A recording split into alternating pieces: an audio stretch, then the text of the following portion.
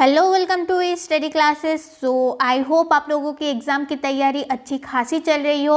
और एग्ज़ाम की तैयारी के लिए आज का वीडियो बहुत ही ज़्यादा इम्पॉर्टेंट होने वाला है। सबसे पहले मैं ये कहूँगी कि आज का जो वीडियो है वो एक मास्टर वीडियो है, क्योंकि आज के इस वीडियो में हम हिस्ट्री, ठीक है, history, pol science, geography, economics और साथ ही साथ आपदा प्रबंधन के जितने भी सब्जेक्टिव क्वेश्चंस हैं, जितने भी इम्पॉर्टेंट सब्जेक्टिव क्वेश्चंस हैं जो इस बार मैट्रिक एग्ज़ाम में पूछे जा सकते हैं, उसे मैंने इस वीडियो में अवेलेबल करवाया है। बल्कि क्वेश्चंस ही नहीं, सब्जेक्टिव क्वेश्चंस ही नहीं आप लोगों को देखने को मिलेंगे, उसके साथ साथ नोट्स भी आप लोगों को अवेलेबल करवाए गए हैं। तो कहीं भी दिक्कत है कमेंट बॉक्स में कमेंट करना और इस वीडियो को लाइक करना ना भूलना, अपने दोस्तों के साथ शेयर करना और चैनल में अपडेट पाने के लिए, एग्ज़ाम के अपडेट्स पाने के लिए चैनल को सब्सक्राइब करना भी ना भूलना। तो और एक बार मैं इस वीडियो के ऊपर बात कर लेती हूँ। तो इस वीडियो में आप लोगों को history, pol science, geography and economics और आपदा प्रबंधन, यानी जो आप लोगों का 5 सब्जेक्ट है, टोटल जो 5 सब्जेक्ट है आप लोगों का सोशल साइंस में, वो सारे आप लोगों को सब्जेक्टिव क्वेश्चंस ये वीडियो बताएगी।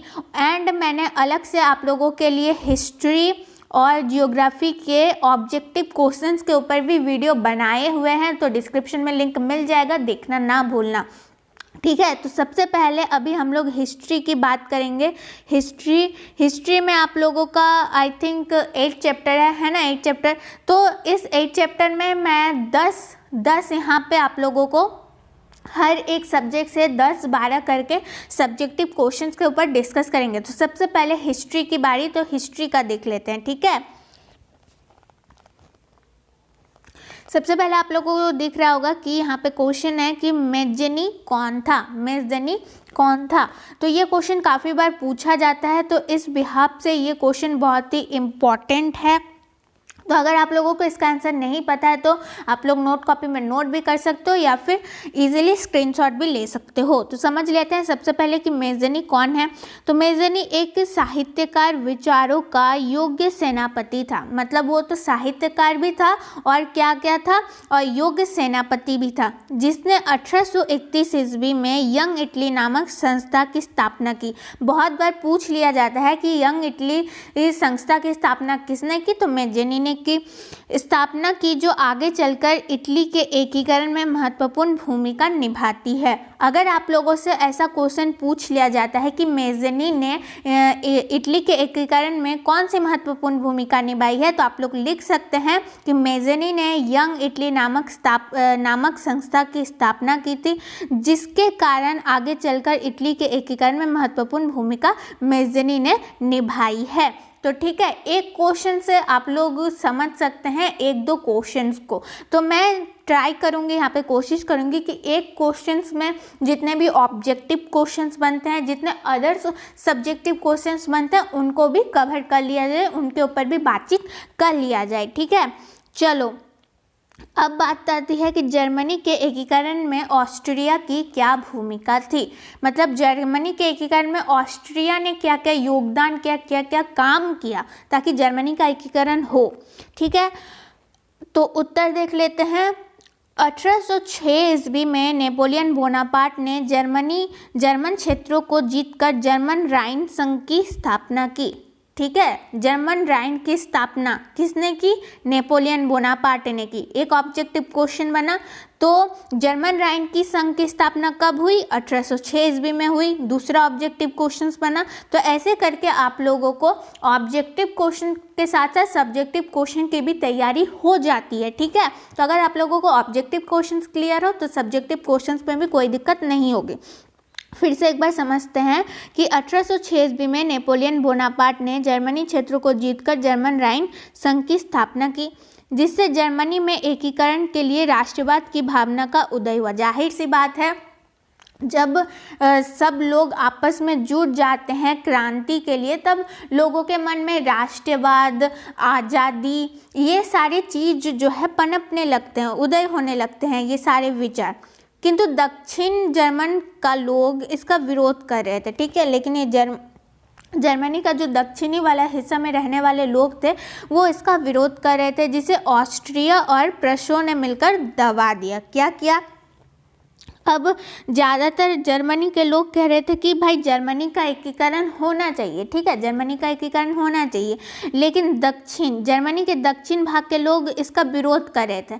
तो इस जर्मनी के एकीकरण में वो लोग रोक लगा रहे थे कि जर्मनी का एकीकरण नहीं होना चाहिए। इन सारे विचारों पर वो काफ़ी नाराज़गी जता रहे थे। तो इन लोगों को दबाने के लिए कौन कौन आया? ऑस्ट्रिया और प्रसा ने इन लोगों को आके दबा दिया, ठीक है। उन्होंने क्या किया? जिसे ऑस्ट्रिया और प्रसा ने मिलकर दबा दिया, जो लोग विरोध कर रहे थे। और कूटनीति के द्वारा बिस्मार्क के नेतृत्व में जर्मनी का एकीकरण हो गया, और कूटनीति की सहायता से जर्मनी का एकीकरण हो गया। इस प्रकार जर्मनी के एकीकरण में ऑस्ट्रिया की भूमिका महत्वपूर्ण थी। ऑस्ट्रिया और प्रसा ने मिलकर क्या किया कि जो लोग जर्मनी के एकीकरण के विरोध में थे उन लोगों को ऑस्ट्रिया ने मिलकर क्या किया? दबा दिया, जिस वजह से जर्मनी का एकीकरण संभव हो पाया। तो इस तरीके से ऑस्ट्रिया की भूमिका काफ़ी महत्वपूर्ण रही, ठीक है। चलो, ये क्वेश्चन आप लोगों ने काफ़ी बार देखा होगा, क्वेश्चन नंबर 3, खूनी रविवार, और आप लोगों ने पढ़ा भी होगा। तो अगर आप लोगों को आंसर लिखना नहीं आता है तो समझ सकते हो कि नोट्स कैसे बनाए जाते हैं और कैसे हमें प्रेजेंट करना पड़ता है किसी भी क्वेश्चन के आंसर को, ठीक है। तो 9 जनवरी 1905 ईस्वी को रूस की जनता एक प्रार्थना पत्र को लेकर जार के महल की ओर जा रहे थे। यानी एक शांतिपूर्वक जुलूस था या शांतिपूर्वक समूह था। जनता जो थी वो 9 जनवरी 1905 में एक साधारण सी प्रार्थना पत्र लिए हुए जार के महल की ओर जा रही थी, ठीक है, जिससे जार के सेनाओं ने उन्हें अपना विरोध समझकर उन पर बर्बरतापूर्वक उन पर गोलियां बरसा दी। यहाँ क्या हुआ? जब रूस की आम जनता जार के महल की तरफ बढ़ रही थी तो जार के सेनाओं को लगा, ऐसा गलतफहमी हुआ उन लोगों को कि ये जो आम जनता है, रूस की जो जनता है, वो हम पर विरोध करने के लिए हमारे महल की तरफ आगे बढ़ रही है। तो उन्हें ये क्या हुआ? गलतफहमी हुआ, जिसके कारण उन लोगों ने बर्बरतापूर्वक उन पर गोलियां बरसा दी, ठीक है, बर्बरतापूर्वक उन पर गोलियां बरसा दी। जिस प्रकार से हमारा जालियांवाला बाग हत्याकांड हुआ था, तो उसी प्रकार रूस में यहाँ पे बर्बरतापूर्वक गोलियां बरसा दी, जिसमें हजारों मजदूर मारे गए और हजारों मजदूर घायल हुए। ये घटना रविवार को हुआ। कब हुआ? रविवार को हुआ। 9 जनवरी 1905 रविवार को हुआ, जिसे खूनी रविवार के नाम से जाना जाता है। वहाँ पे काफ़ी सारे लोगों को मार दिया गया, काफ़ी सारे लोग घायल भी हो गए। तो ये जो कांड हुआ था, ये जो मारा गया लोगों को एक गलतफहमी के कारण, ये रविवार को हुआ, तो इसे खूनी रविवार के नाम से जाना जाता है, ठीक है। ये क्वेश्चंस आई होप आप लोगों को क्लियर हो गया। कहीं भी दिक्कत होता है तो कमेंट बॉक्स में आप लोग कमेंट कर सकते हो, ठीक है। चलो अब आगे बढ़ते हैं क्वेश्चन नंबर 4 की तरफ। कार्ल मार्क्स के जीवन सिद्धांतों को लिखे। कार्ल मार्क्स के जीवन सिद्धांतों को लिखे। तो कार्ल मार्क्स का जन्म 1818 ईस्वी में जर्मन के राइन प्रांत के मेंघुआ शहर में हुआ। तो आप लोगों को ये एक बात याद रखना कि 1818 ईस्वी में कार्ल मार्क्स का जन्म हुआ था। एक ऑब्जेक्टिव की तरह क्वेश्चन पूछा जा सकता है, ठीक है। उन्होंने रूस और मोंटेस्क्यू का गहरा अध्ययन किया था, जिसके कारण वे रूस में राजनीति और सामाजिक को सुधारने की ओर अग्रसर हुए, ठीक है। तो उन्होंने काफ़ी सारा अध्ययन किया हुआ था। तो वो जो कार्ल मार्क्स रूस के राजनीतिक और सामाजिक चीज़ों को सुधारने की ओर अग्रसर होते थे। उन्होंने 1868 ईस्वी में 10 कैपिटल नामक पुस्तक की रचना की, जिसके प्रमुख सिद्धांत निम्नलिखित है। यानी वो जो किताब लिखी थी उन्होंने 10 कैपिटल नामक की, तो उनके प्रमुख सिद्धांत आप लोग लिख सकते हैं कि द्वंद्वात्मक यानी भौतिकवाद का सिद्धांत, दूसरा वर्गहीन यानी राज्य विहीन का सिद्धांत, तीसरा वर्ग संघर्ष का सिद्धांत, चौथा अतिरिक्त मूल्य का सिद्धांत, ठीक है। यहाँ पे एक स्क्रीनशॉट ले लो आप लोग, ये आप लोगों के लिए अच्छा रहेगा। यहाँ पे एक स्क्रीनशॉट ले लो। कार्ल मार्क्स के जीवन सिद्धांत को लिखने अगर पूछ लिया जाए टिप्पणी के तौर पर तो आप लोग इसको लिख सकते हो, ठीक है। चलो अब आगे बढ़ते हैं। हिंद चीन का क्या अर्थ है? हिंद चीन आप लोगों का आई थिंक जितना मुझे याद है चैप्टर नंबर 3 या चैप्टर नंबर 4 में है, मुझे कन्फ्यूज़न हो रहा है, लेकिन हिंद चीन के बारे में आप लोगों ने पढ़ा होगा। वियतनाम, लाओस और कंबोडिया, इन तीनों को मिलाकर हिंद चीन प्रांत नाम से जाना जाता था। ठीक है, तो हिंद चीन का अर्थ क्या है देखते हैं। वियतनाम, कंबोडिया और लाओस के संयुक्त रूप को हिंद चीन कहा जाता है, क्योंकि वियतनाम और लाओस पर चीन का आधिपत्य था और कंबोडिया भारत के प्रभाव में था। मतलब अगर पूछ लिया जाए आप लोगों से तो आप लोग आम तौर पर कह सकते हो कि वियतनाम, कंबोडिया, लाओस के संयुक्त रूप को हम हिंद चीन के नाम से जाने जाते थे। और एक बात याद रखना पड़ेगा आप लोगों को कि वियतनाम और लाओस पर चीन का आधिपत्य था, लेकिन कंबोडिया पर भारत का प्रभाव था। ठीक है, चलो अब आगे बढ़ते हैं क्वेश्चन नंबर 6 की तरफ। क्वेश्चन नंबर 6 में पूछा गया है कि लेनिन की नई आर्थिक नीति क्या थी? लेनिन की नई आर्थिक नीति क्या थी? तो रूस की अर्थव्यवस्था को सुधारने के लिए 1921 ईस्वी में लेनिन ने नई आर्थिक नीति अपनाई। ठीक है, रूस की अर्थव्यवस्था यानी उसके उसके इकोनॉमिक को सुधारने के लिए लेनिन ने एक नई आर्थिक नीति बनाई थी। नई आर्थिक नीति आप लोगों का जैक का जो मॉडल पेपर था इसमें भी आप लोगों का क्वेश्चन बना था, इकोनॉमिक्स में ये क्वेश्चन बना था नई आर्थिक नीति को लेकर। तो ये जो क्वेश्चंस है, हालांकि ये तो अभी हम लोग हिस्ट्री के सब्जेक्टिव क्वेश्चंस के ऊपर डिस्कस कर रहे हैं, लेकिन इकोनॉमिक्स में आप लोगों ने पढ़ा होगा कि नई आर्थिक नीति क्या होती है और भारत में कब लागू किया गया था, है ना। तो रूस की अर्थव्यवस्था को सुधारने के लिए 1921 ईस्वी में लेनिन ने नई आर्थिक नीति अपनाई, जिसके अनुसार लोगों को सीमित संपत्ति सीमित संपत्ति रखने की छूट दी गई। रेलवे तथा बैंकों का राष्ट्रीयकरण कर लिया गया। राष्ट्रीयकरण मतलब मान लीजिए बैंक अब निजी बैंक भी हो सकता है, लेकिन जो निजी बैंक थे और जो निजी रेलवे था वो अभी क्या कर दिया गया, राष्ट्र के हाथों सौंप दिया गया, यानी सरकार के हाथों सौंप दिया गया। नई आर्थिक नीति के तहत क्या क्या किया गया? सबसे पहले बैंकों और रेलवे का राष्ट्रीयकरण किया गया और सीमित संपत्ति यानी एक इंसान इतना ही, एक लिमिटेशन बांध दिया गया, एक सीमा बांध दिया गया, उसके तहत ही आप संपत्ति अपने पास रख सकते हैं। ये 3 नीति बनाई गई। ठीक है, राष्ट्रीयकरण कर लिया गया। चर्च की संपत्ति जब्त कर ली गई, यानी चर्च के पास जितनी भी संपत्ति थी वो अब सरकार के हाथों चली गई, जिससे उद्योगों में वस्तुओं के उत्पादन में काफ़ी वृद्धि हुई, जिससे रूस की स्थिति काफ़ी मजबूत हो गई। इससे क्या हुआ कि उद्योगों में वस्तुओं के उत्पादन में काफ़ी वृद्धि होने लगी। तो इन सब चीज़ों से रूस की स्थिति में काफ़ी मजबूतीपन आने लगा। तो इस प्रकार से हम लोग कह सकते हैं कि लेनिन की आर्थिक नीति क्या क्या थी, उन्होंने क्या क्या बदलाव किए अपने समय में। ठीक है, चलो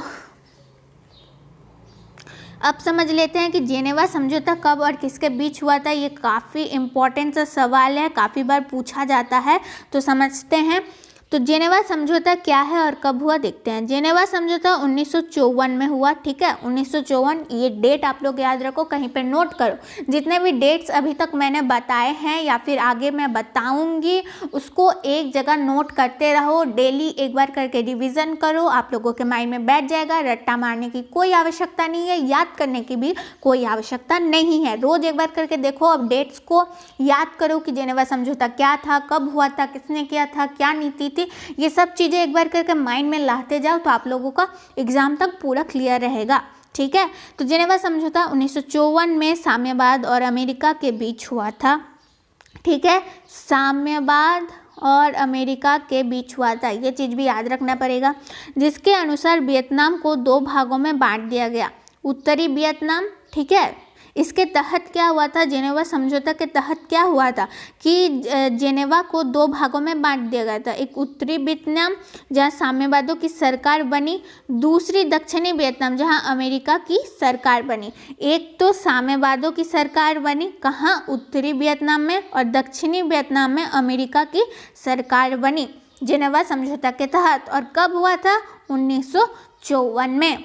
ठीक है, चलो अगर आप हिस्ट्री को, बहुत स्टूडेंट कहते हैं कि हिस्ट्री हमें याद नहीं रहती है, हमें से रट्टा मारना पड़ता है, तो नहीं, सबसे आसान तरीका है कि उसको कहानी बना लो। हिस्ट्री में क्या है, कहानी है, ये हुआ, ये क्रांति पहले हुआ, फिर उस घटना के तहत ये हुआ, उसके घटना के तहत ये नीति बनाई गई, ये फैसला लिया गया, फिर वो घटना हुआ उसके बाद, है ना। तो इस तरह से एक कहानी बना लो, एक कालचक्र बना लो। कालचक्र बना के अगर याद रखते हो तो वो चीज़ आप लोगों को ज़िंदगी भर याद रहेगी। अगर रट्टा मारोगे तो बस एग्ज़ाम तक, या फिर एग्ज़ाम में भी भूल जाओ, ऐसा हो सकता है ना। तो अगर ऐसे याद रखते हो तो याद रहने की संभावना बहुत अधिक बढ़ जाती है। चलो क्वेश्चन नंबर 8, हो ची मिन मार्ग क्या है। ये भी काफ़ी इम्पॉर्टेंट सा क्वेश्चन है, वो वियतनाम, लाओस, कंबोडिया के चैप्टर में ही आता है ये वाला भी। तो हो ची मिन मार्ग एक प्रकार का भूल भुलैया है जो लाओस और कंबोडिया से होते हुए दक्षिणी वियतनाम तक जाता है। तो हो ची मिन मार्ग, तो सबसे पहला ये तो एक मार्ग है, रास्ता है, जो कि लाओस और कंबोडिया से होते हुए दक्षिणी वियतनाम तक जाता है, जिसमें अनेक प्रकार के कच्ची पक्की सड़कें आकर मिलती है। अमेरिका बार बार इसे नष्ट कर देता था, किंतु वियतनाम तुरंत उसकी मरम्मत कर लेता था। इस प्रकार अमेरिका को 3 तरफा युद्ध से फंसकर वापस लौटना पड़ा था। अब देखो यहाँ पे तो समझने का आप लोग समझ सकते हो कि क्या कहा गया है, लेकिन क्या कहानी है अब मैं समझाती हूँ। ठीक है, देखो हो ची मिन मार्ग, देखो लाओस में जब लाओस कंबोडिया जो दक्षिणी वियतनाम था, लाओस, कंबोडिया और दक्षिणी वियतनाम में, इन तीनों जगहों में हो ची मिन मार्ग फैला हुआ था और ये काफ़ी घना हुआ करता था। अब बाहर से इंसान आएगा तो इस रास्ते में फंस जाएगा, क्योंकि ये काफ़ी जंगली वाला इलाका था। लेकिन लोकल जो लोग रहते थे ये इस मार्ग की पूरी जानकारी रखते थे। तो जब अमेरिका ने क्या किया, देखो अमेरिका ने इस जगह पे हमला किया, तो लोकल लोग तो इस क्षेत्र से आते जाते रहते थे, तो उन्हें तो पता होगा ही, लेकिन अमेरिका को भूल भुलैया लगता था, जिसके कारण वो काफ़ी बार इसी रास्ते में फंस जाते थे। और अमेरिका को ये बात पता था कि ये जो हिंद चीन के लिए, यानी लाओस कंबोडिया दक्षिणी वियतनाम के लिए ये जो हो ची मिन मार्ग है ना, ये काफ़ी इम्पॉर्टेंट है, क्योंकि जो लोग लड़ने जाते थे, युद्ध करने जाते थे अमेरिका के साथ, उन्हें रसद पहुंचाया जाता था। इन्हीं रास्ते में खाना, यानी सैनिकों को इन्हीं रास्ते में, हो ची मिन मार्ग से इसी रास्ते से खाना, दवाइयाँ और लड़ाई का सामान पहुंचाया जाता था। और ये रास्ता इन लोगों के लिए, लाओस, कंबोडिया और दक्षिणी वियतनाम के लिए ये रास्ता काफ़ी मायने रखता था। तो अमेरिका ने सोचा कि अगर मैं इस रास्ते को तहस कर दूं तो जो लिंक है, यानी जो वो लोग वहाँ रहते थे और हमसे जो लड़ने आ रहे हैं, ये लिंक ही आपस में टूट जाएगा। तो क्या किया, अमेरिका ने इस रास्ते को काफ़ी बार ध्वस्त करना चाहा, लेकिन जैसे ही वो लोग अमेरिका ध्वस्त करते थे, लाओस, कंबोडिया और दक्षिणी वियतनाम के लोग इन्हें जोड़ लेते थे, इस रास्ते की मरम्मत कर लेते थे। ठीक है, तो इससे उन लोगों को लड़ने में, लाओस कंबोडिया लोगों को लड़ने में अमेरिका से काफ़ी सहूलियत हुई और अमेरिका बार बार फंस जाता था और युद्ध से फंसकर वापस उन्हें लौटना पड़ा था। ठीक है, ये चैप्टर जो है काफ़ी इंटरेस्टिंग है। ये चैप्टर, फिर भारत में राष्ट्रवाद, हिंद चीन में राष्ट्रवाद और भारत में राष्ट्रवाद, ये जो दोनों चैप्टर है ना, काफ़ी इंटरेस्टिंग है। जो पढ़ने वाले विद्यार्थी हैं, अगर वो पढ़ते हैं तो बहुत अच्छा लगेगा। आई होप आप लोगों ने पढ़ भी लिया होगा। ठीक है, चलो अब आगे बढ़ते हैं।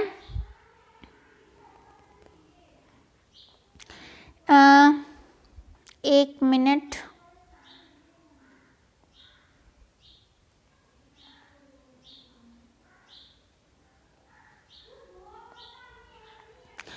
देखो अब है क्वेश्चन कि चंपारण सत्याग्रह का संक्षिप्त विवरण दे। यानी चंपारण सत्याग्रह जब गांधी जी लौटे थे 1915 में, तो 1915 से 1917 तक गांधी जी ने भारत को भ्रमण किया, यानी भारत को घूम के देखा कि भारत में कौन मतलब कैसा स्थिति है। तो फिर लगभग 1917 में जाके उनका सबसे पहला जन आंदोलन था 1917 में चंपारण सत्याग्रह। तो इसके बारे में हमें समझ लेना जरूरी है, तो चलो समझते हैं।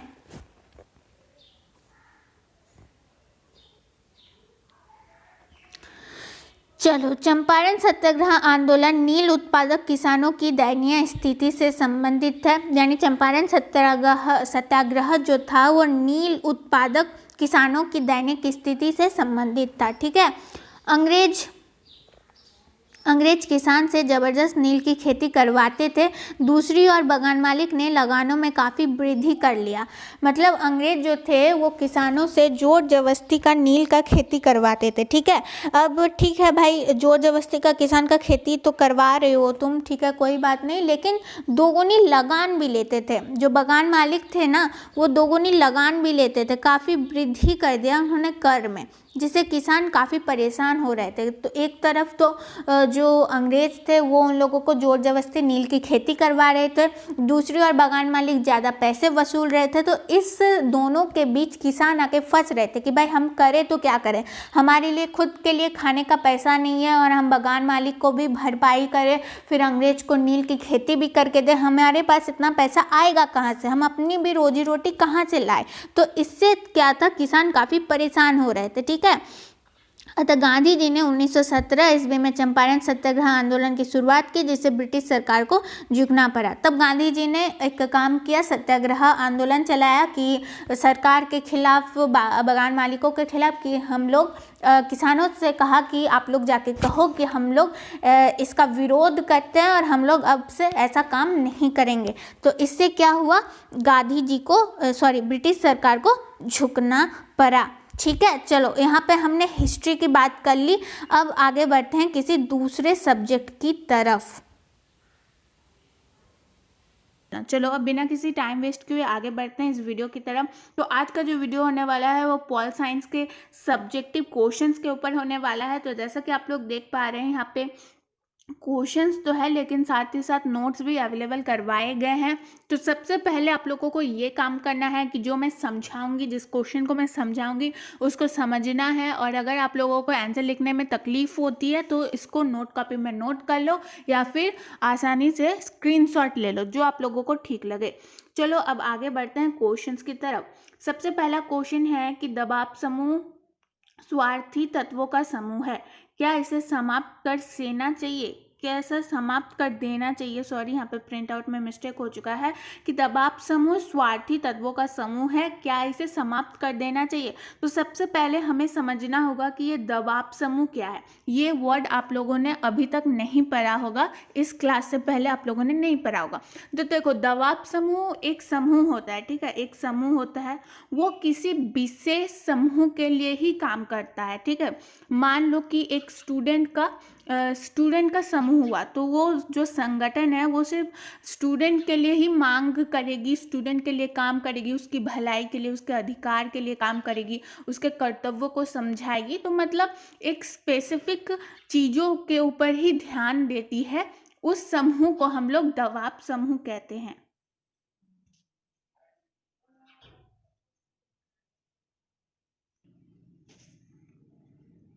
तो चलिए अब चलते हैं उत्तर की तरफ।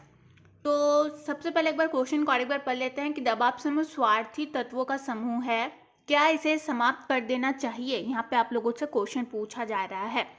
तो उत्तर में है कि दबाव समूह स्वार्थी तत्वों का समूह है, ये कथन गलत है। ठीक है, ये कहना गलत होगा कि दबाव समूह स्वार्थियों का समूह है, क्योंकि भले ही कुछ लोग अपने स्वार्थ के पूर्ति के लिए दबाव समूह में सम्मिलित रहते हैं, जैसा कि मैंने अभी अभी कहा कि कुछ लोग अपने स्वार्थ सिद्धि के लिए उस दबाव समूह में सम्मिलित हो जाते हैं, अपने ग्रुप को सपोर्ट करने के लिए सम्मिलित हो जाते हैं। किंतु दबाव समूह लोकतंत्र के लिए आवश्यक है, क्योंकि यह क्षेत्र के विशेष समस्या, ठीक है, ये क्षेत्र के विशेष समस्या को सुलझाने वाला क्षेत्र होता है या समूह होता है।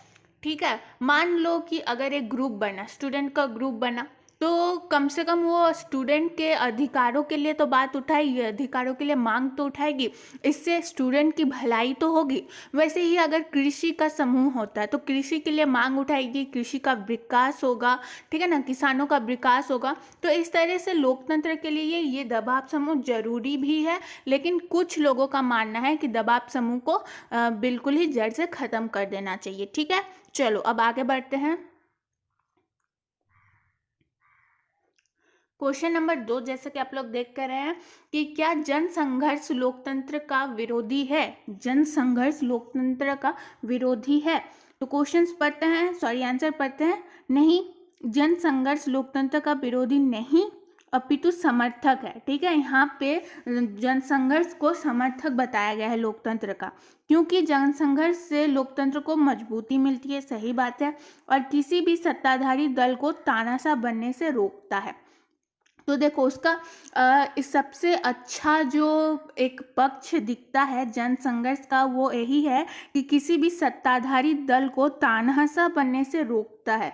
कौन रोकता है? तो जन संघर्ष रोकता है। तो ये लोकतंत्र के लिए एक अच्छा काम करता है। ठीक है, चलो अब आगे बढ़ते हैं क्वेश्चन नंबर 3 की तरफ। तो क्वेश्चन नंबर 3 में पूछा गया है, भारत में लोकतंत्र के लिए हुए आंदोलन में महिला की भूमिका नगण्य है कैसे? तो आप लोग आंदोलन के बारे में आप लोगों को पता होगा, लोकतंत्र के लिए कितनी आवाज़ें उठाई गई थी। तो यहाँ पे पूछा गया है कि भारत में लोकतंत्र के लिए हुए आंदोलन में महिलाओं की भूमिका नगण्य है कैसे, यानी महिलाओं का जो भूमिका है, योगदान है, वो ना के बराबर है, कैसे, क्यों? ठीक है, तो ये कथन बिल्कुल ही गलत है। ठीक है, ये कथन बिल्कुल ही गलत है कि भारत में लोकतंत्र के लिए हुए आंदोलनों में महिलाओं की भूमिका नगण्य है, और यहाँ पे ये कथन बिल्कुल ही गलत माना गया है, बिल्कुल नगण्य है, क्योंकि महिलाएं भी लोकतंत्र के लिए हुए आंदोलन में धीरज रखकर अपने बच्चों को देखभाल करती थी और अपने पति को प्रशंसापूर्वक विदा करती थी। ठीक है, सिर्फ इतना ही नहीं, जब दांडी मार्च हुआ था और असहयोग आंदोलन हुआ था, तब भी जब गांधी जी के आह्वान पर महिलाओं ने, भारत की महिलाओं ने बहुत अच्छा खासा अपना योगदान दिया था। सिर्फ उन्होंने ऐसा नहीं है कि बच्चों का देखभाल किया और अपने पति का देखभाल किया और इस तरीके से उन्होंने देश के लोकतंत्र को बनाने में मदद की, ऐसी बात बिल्कुल नहीं है, बल्कि उन्होंने भी आंदोलनों में हिस्सा लिया था। ठीक है, तो ये जो कथन है कि आंदोलनों में महिलाओं ने हिस्सा बिल्कुल नहीं लिया था, उन्होंने बिल्कुल योगदान नहीं दिया था, तो ये कथन बिल्कुल ही गलत मानी जा सकती है। ठीक है, चलो अब आगे बढ़ते हैं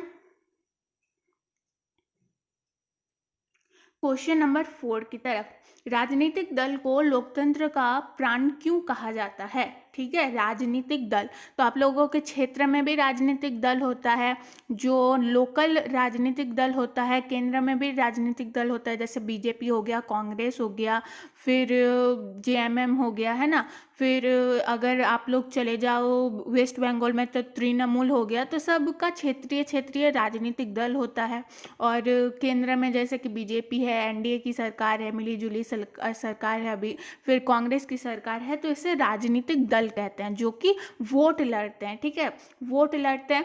अब पूछा गया है कि राजनीतिक दल को लोकतंत्र का प्राण क्यों कहा जाता है? ठीक है, ये समझना हमें जरूरी है।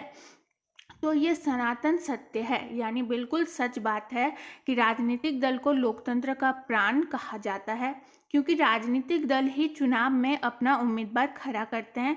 ठीक है, हमें पता है, जो बहुमत प्राप्त कर सत्ता का संचालन करते हैं। ठीक है, मतलब जिस राजनीतिक दल को सबसे अधिक वोट मिला है, जिस राजनीतिक दल के उम्मीदवार को सबसे अधिक मत मिला है, वही अपना सत्ता कायम कर सकती है, ये हमें पता है। और जिस दल को स्पष्ट बहुमत प्राप्त नहीं होता, वो विरोधी दल की भूमिका निभाता है। राजनीतिक दल ही जनता का समस्या को सरकार के समक्ष रखती है, साथ ही जनता की मांगों की पूर्ति के लिए आंदोलन का भी सहारा लेती है। ठीक है, और जो हार जाता है, ठीक है, जो जिसे सुस्पष्ट बहुमत नहीं मिल पाता है, वो क्या करता है? वो भूमिका निभाता है। किसका भूमिका निभाता है? विरोधी दल का भूमिका निभाता है।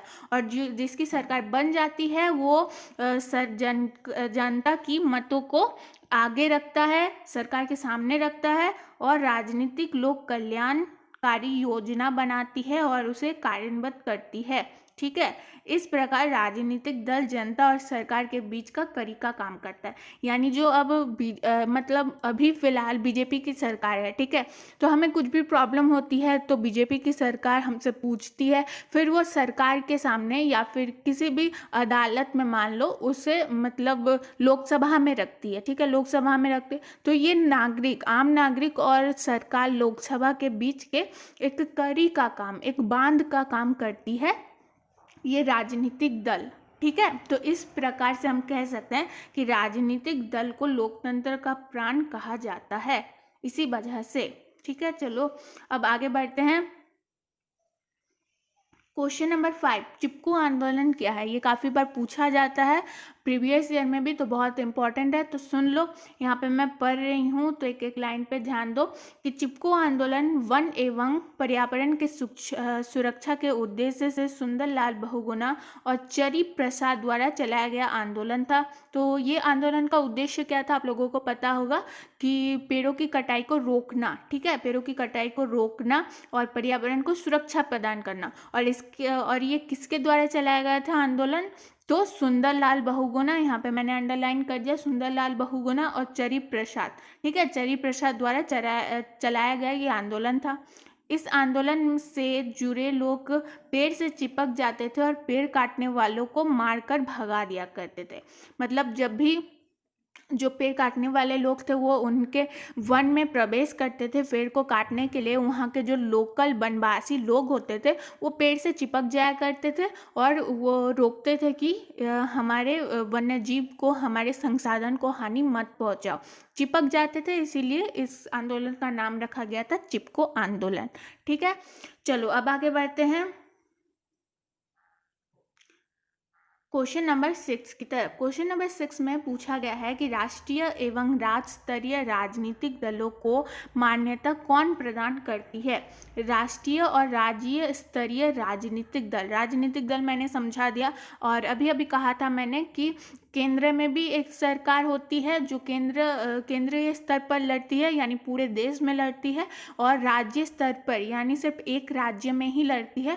तो दो प्रकार की राजनीतिक दल होती है, एक राष्ट्रीय स्तर पर जैसे कि बीजेपी हो गया, कांग्रेस हो गया, और राज्य स्तरीय मान लो झारखंड में जेएमएम, झारखंड मुक्ति मोर्चा है ना, तो ये सब राज्य स्तरीय हो गया। झारखंड मुक्ति मोर्चा केंद्र में जाके नहीं लड़ती है, लोकसभा चुनाव वो नहीं लड़ती है। तो दो प्रकार का राजनीतिक दल हो गया। अब क्वेश्चन में क्या पूछा गया है समझो।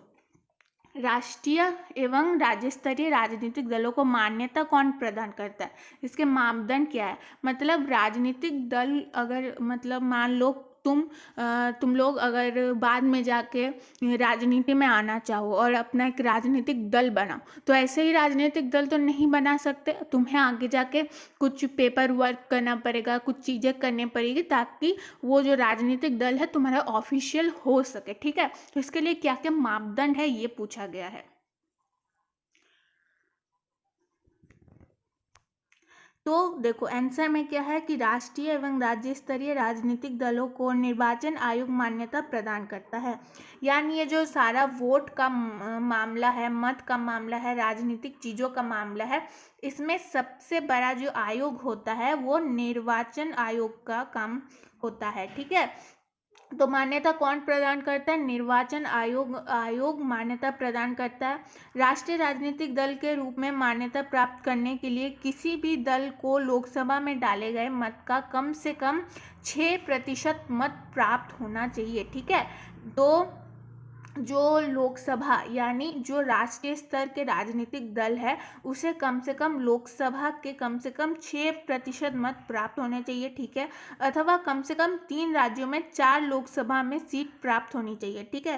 3 राज्यों में 4 लोकसभा में सीट प्राप्त होनी चाहिए राष्ट्रीय राजनीतिक दल को, ठीक है। अब राज्य स्तर के राजनीतिक दल को देखते हैं।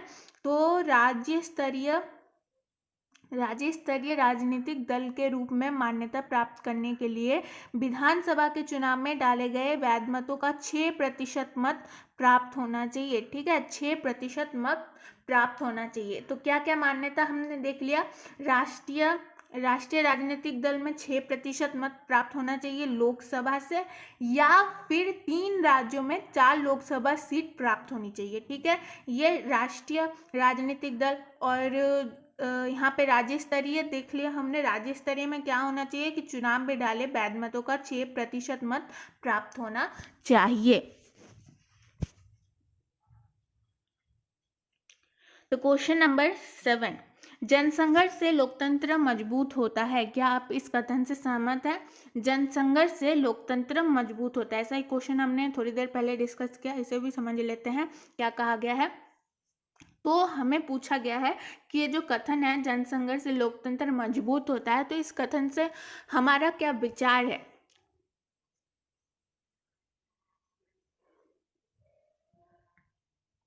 तो देखो, कथन से हम क्या विचार रख सकते हैं अपना, कि यह कथन सत्य है कि जनसंघर्ष से लोकतंत्र मजबूत होता है। पहले ही मैंने कहा था, क्योंकि लोकतंत्र में कोई भी फैसला आम सहमति से लिया जाता है। ठीक है, आम सहमति से लिया जाता है। लोकतंत्र में कोई भी फैसला आम सहमति से लिया जाता है।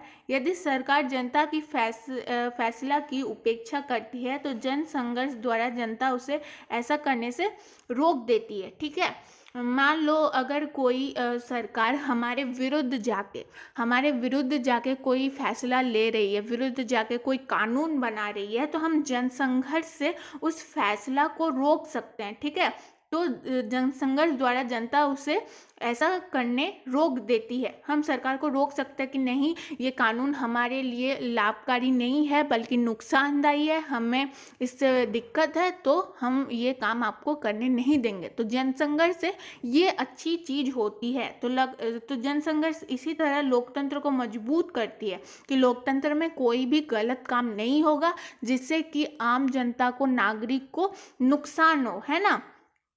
तो और सरकार को तानाशाह बनने से रोक देती है।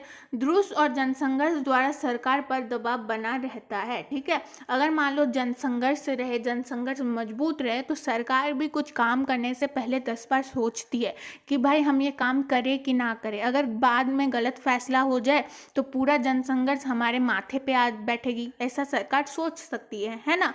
और सरकार भी इससे तानाशाह नहीं होगी, अपनी मन मर्जी का नहीं करेगी, क्योंकि उसे भी डर लगा रहेगा कि अगर कुछ बाद में दिक्कत हो जाती है, परेशानी हो जाती है जनता के साथ, तो वो हमें अपने सीट से हटा भी सकती है। ये चीज़ें होती है। तो इसी तरह जनसंघर्ष जो है लोकतंत्र को मजबूत करने का काम करती है। तो ये क्वेश्चन बहुत ही इंपॉर्टेंट था, अच्छे से समझ लिया होगा। आई होप आप लोगों ने। अगर कहीं भी दिक्कत होता है तो कमेंट बॉक्स में कमेंट कर सकते हो। ठीक है, चलो अब आगे बढ़ते हैं क्वेश्चन नंबर 8 की तरफ। राजनीतिक दल राष्ट्रीय विकास में किस तरह सहायक है? राजनीतिक दल, ठीक है, यहाँ पे अब राजनीतिक दल की बात हो रही है, समझा दिया था मैंने। राजनीतिक दल राष्ट्रीय विकास में किस प्रकार सहायक है? अब राष्ट्र का विकास में राजनीतिक दल की क्या भूमिका रहती है, ये समझना हमें जरूरी है। तो किसी भी देश के राष्ट्रीय विकास में राजनीतिक दलों की भूमिका काफ़ी महत्वपूर्ण होती है। दूसरे शब्दों में यह कहा जा सकता है कि लोकतंत्र में राजनीतिक दल राष्ट्रीय विकास का प्राण है। अभी हमने समझा था, क्योंकि राजनीतिक दल राष्ट्रीय विकास के लिए जनता को जागरूक बनाती है। सही बात है। देखो, राजनीतिक दल जो क्या है, अगर विरोधी के जो राजनीतिक दल होते हैं, मान लो अभी बीजेपी की सरकार है और विरोधी में कौन है, मान लो कांग्रेस मान लेते हैं अभी फिलहाल के लिए, मान लो, बस ऐसा एज्यूम कर लो कि सत्ता में बीजेपी है। ठीक है, सत्ता में बीजेपी और एनडीए की सरकार है, लेकिन इसके विरोध में कौन है? कांग्रेस। ठीक है, कांग्रेस इसके विरोध में है। तो मान लो बीजेपी कोई गलत काम करती है तो कांग्रेस हमें आके बताएगी कि नहीं? अगर हम इतने समझदार नहीं हैं, अब आम नागरिक, हर एक इंसान तो समझदार नहीं है ना, वो नहीं समझ सकता कि हमारे साथ क्या गलत हो रहा है या फिर क्या गलत होने वाला है। तो कांग्रेस हमें आके बताएगी कि बीजेपी की जो सरकार है, जो सत्ता पे है, वो तुम्हारे साथ गलत कर रही है, बाद में तुम्हें दिक्कतें हो सकती है। तो इस तरह से भी राजनीतिक दल जो है, वो जो विरोधी के राजनीतिक दल है, जो सत्ता में राजनीतिक दल है, वो हम दोनों के विकास के लिए सहयोगी होते हैं और राष्ट्र के विकास में भी सहयोगी होते हैं। ठीक है, अब यहाँ पे हमने कहाँ? क्योंकि राजनीतिक दल राष्ट्रीय विकास के लिए जनता को जागरूक बनाती है, जैसा मैंने अभी समझाया, तथा अन्य योजना को बनाती है, उसे कार्यान्वित करती है तथा राष्ट्रीय विकास को लोकतांत्रिक स्वरूप तैयार करती है। अब जो सत्ता पे बैठा हुआ है राजनीतिक दल, वो तरह तरह के फैसले लेती है, तरह तरह की योजना बनाती है, जैसे कि मुझे याद नहीं आ रहा है एक योजना जिसके बिहाफ पे नीति आयोग बनाया गया था ना, हाँ, योजना आयोग, ठीक है, योजना आयोग आप लोगों को पता होगा, नहीं पता होगा, लेकिन 2015 में योजना आयोग को हटा के नीति आयोग बनाया गया था। तो ये ऐसे काफ़ी सारे आयोग बनाए गए, फैसले बनाए गए, फिर प्रधानमंत्री ग्रामीण रोजगार योजना बनाए गए, आवास दिया गया। तो ये सभी जो चीज़ें हो रही है वो हमारी भलाई के लिए हो रही है। और ये किसने भलाई का काम किया? राजनीतिक दल ने हमारे लिए भलाई का काम किया। तो इस तरह से राष्ट्र के विकास में महत्वपूर्ण भूमिका निभाती है। तो कौन महत्वपूर्ण भूमिका निभाती है? तो राजनीतिक दल। ठीक है, चलो अब आगे बढ़ते हैं। क्वेश्चन नंबर 9, संविधान की सर्वोच्चता से आप क्या समझते हैं? संविधान के बारे में आप लोगों को पता होगा ना, संविधान जो कि एक दस्तावेज है जिसमें नियम कानून लिखे रहते हैं, है ना। चलो समझ लेते हैं, 1 मिनट। संविधान की सर्वोच्चता से आप क्या समझते हैं?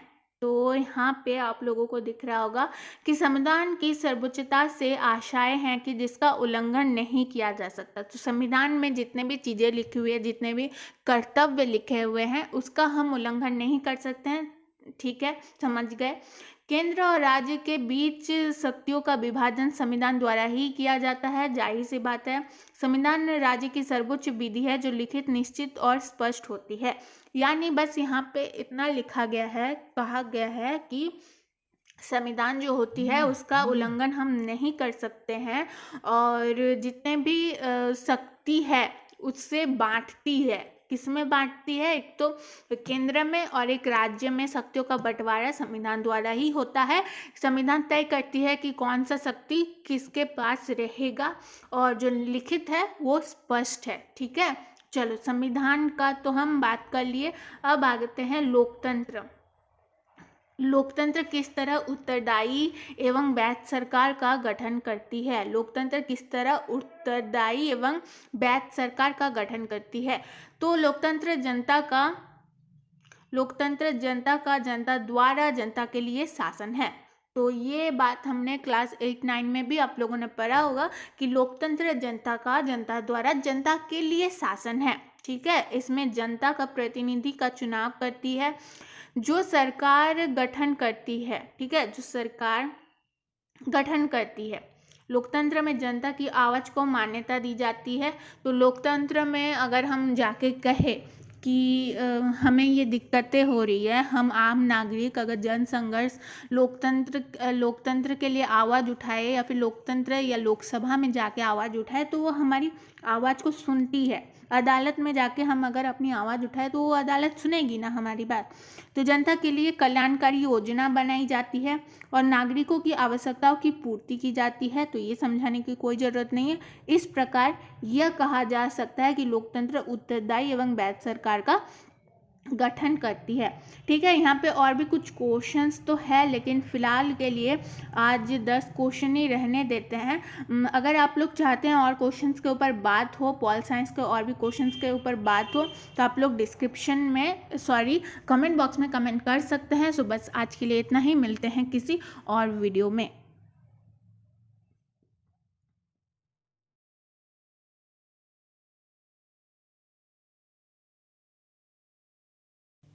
तो चलो, अगर वीडियो अच्छी लगे तो लाइक करना ना भूलना, अपने दोस्तों के साथ शेयर करना, और एग्ज़ाम के अपडेट्स मिलते हैं तो प्लीज़ इस चैनल को सब्सक्राइब भी कर लेना और हमारे साथ जुड़े रहना। तो चलो आगे बढ़ते हैं। तो आज हम लोग डिस्कस करेंगे इकोनॉमिक्स के कुछ बहुत इम्पॉर्टेंट सब्जेक्टिव क्वेश्चंस को। तो सबसे पहला आप सभी के सामने क्वेश्चन है कि साख का क्या अर्थ है? साख का इकोनॉमिक्स अर्थशास्त्र के संदर्भ में साख का क्या अर्थ है, ये सबसे पहले पूछा गया है। तो सबसे हम देख लेते हैं उत्तर। साख का अर्थ है विश्वास या भरोसा, ठीक है। इकोनॉमिक्स के संदर्भ में साख का क्या अर्थ है? विश्वास या भरोसा। साख की मात्रा विश्वास या भरोसा पर निर्भर करती है। इसी विश्वास या साख के आधार पर व्यक्ति के ऋण लेने देने की मात्रा निर्भर करती है, ठीक है।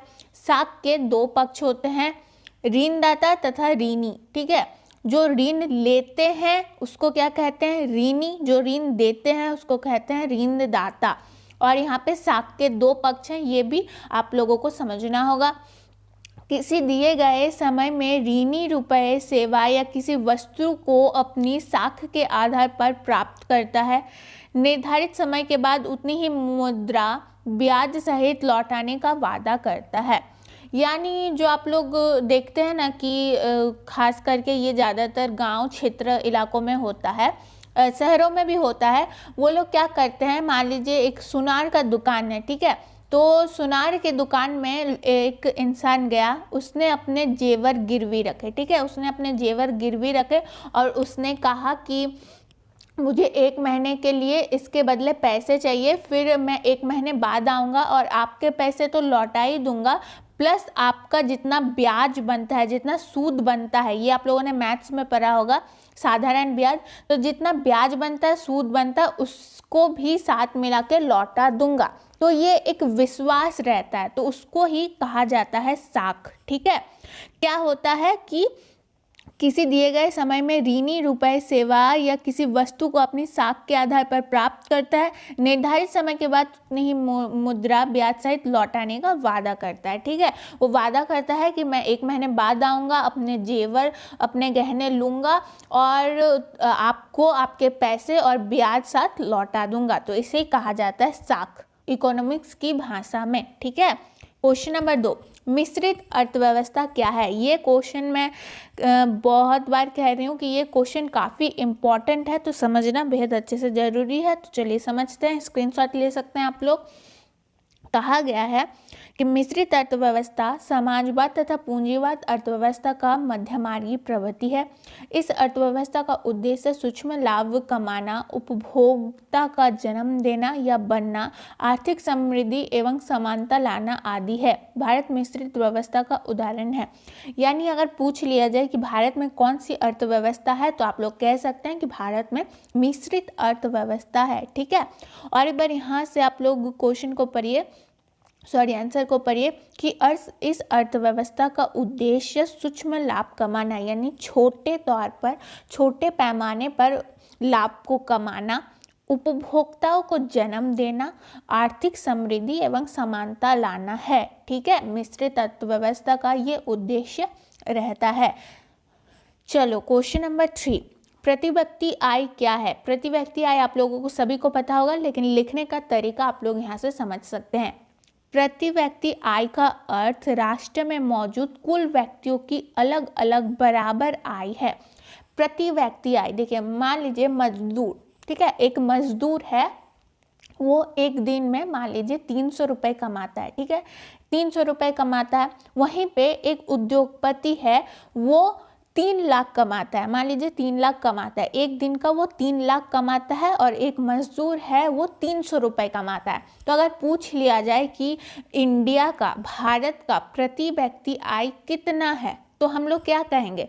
हम लोग क्या मजदूर का 300 रुपये का आय बताएंगे, या फिर उस उद्योगपति का 3 लाख का आय बताएंगे? हम इन दोनों में से क्या बताएंगे? तो हम इन दोनों का एक मध्य मार्ग निकालेंगे, यानी इन दोनों को मिलाकर कितने लोग हैं उसको भागा दे देंगे, तो हमारा प्रति व्यक्ति आय निकलता है। तो प्रति व्यक्ति आय का अर्थ राष्ट्र में मौजूद कुल व्यक्तियों की अलग अलग बराबर आय है, चाहे वो मानसिक और शारीरिक श्रम करता हो या नहीं करता हो। यही कारण है कि प्रति व्यक्ति आय की बेरोजगार, बढ़ती हुई जनसंख्या आदि बुरे ढंग से प्रभावित करती है, ठीक है, और निचले स्तर की ओर ले जाती है। प्रति व्यक्ति आय की गणना के लिए राष्ट्रीय आय में देश की कुल जनसंख्या से भागा देना होता है। यह किसी देश के नागरिकों की औसत आय होती है, यानी औसत निकाला जाता है। एक औसतन आय हमें पता चलता है उस देश का, ठीक है, औसतन आय पता चलता है। मान लीजिए एक व्यक्ति का प्रति व्यक्ति मतलब वो कमाता है साल भर में 3,000 कमाता है, ठीक है, 3,000, और एक इंसान है वो कमाता है 5,000, तो 8,000 हुआ। तब 8,000 को हम लोग 2 से डिवाइड कर देंगे तो कितना हो गया, 4। यानी हम लोग कह सकते हैं कि उस देश की प्रति व्यक्ति आय है 4,000, ठीक है। तो इस तरह से प्रति व्यक्ति आय निकाला जाता है, आप लोग समझ सकते हैं। यानी औसतन आय, उस देश की औसतन, उस देश के नागरिकों की औसतन आय को प्रति व्यक्ति आय कहा जाता है, ठीक है। चलो, कहीं भी प्रॉब्लम होता है कमेंट बॉक्स में कमेंट कर सकते हो। क्वेश्चन नंबर 4, एटीएम क्या है? एटीएम, ठीक है, एटीएम के बारे में आप लोगों को सभी को पता होगा, जहाँ से हम अपने बैंक में जो जितना पैसा मुद्रा जमा करते हैं उसको निकाल सकते हैं, ठीक है, यानी ऑटोमेटिक टेलर मशीन। चलो, प्लास्टिक मुद्रा के प्रचलन तथा कंप्यूटर के आविष्कार ने एटीएम को जन्म दिया है। सही बात है, प्लास्टिक मुद्रा यानी जो हम लोग ऑनलाइन ट्रांजैक्शन करते हैं आज के टाइम में, जैसे कि हो गया पेटीएम, काफ़ी सारे ऐप है, पेटीएम हो गया, फ़ोन पे हो गया, तो ऐसे अगर हम ऐप्स का इस्तेमाल करते हैं तब हम उसे क्या कहते हैं, प्लास्टिक मुद्रा, यानी ऑनलाइन ट्रांजैक्शन के द्वारा जो हम लोग पैसों का लेन देन करते हैं उसे कहते हैं प्लास्टिक मुद्रा। तो आज के इस आधुनिक युग में और कंप्यूटर के आविष्कार ने एटीएम को जन्म दिया है। एटीएम यानी ऑटोमेटिक टेलर मशीन, इसका फुल फॉर्म आप लोगों को याद रखना चाहिए। ऑटोमेटिक टेलर मशीन के उपयोग के लिए एटीएम कार्ड दिया जाता है, जो एटीएम सह डेबिट कार्ड के रूप में भी जाना जाता है। एटीएम कार्ड को डेबिट कार्ड भी कहा जाता है। इस प्रणाली के द्वारा 24 घंटे पैसा जमा तथा निकासी करने की सुविधा ग्राहकों को प्राप्त है। एटीएम संचालक को एक गुप्त कोड दिया जाता है जिसका प्रयोग करके एटीएम का संचालन संभव है।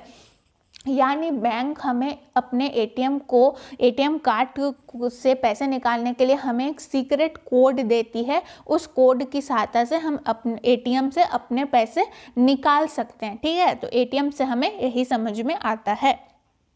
चलो, क्वेश्चन नंबर 5, उपभोक्ता के कर्तव्यों के बारे में लिखे। उपभोक्ता के कर्तव्य, देखो, उपभोक्ता के अधिकार भी होते हैं, कर्तव्य भी होते हैं, ठीक है। तो सबसे पहले हम लोग कर्तव्य की बात कर लेते हैं।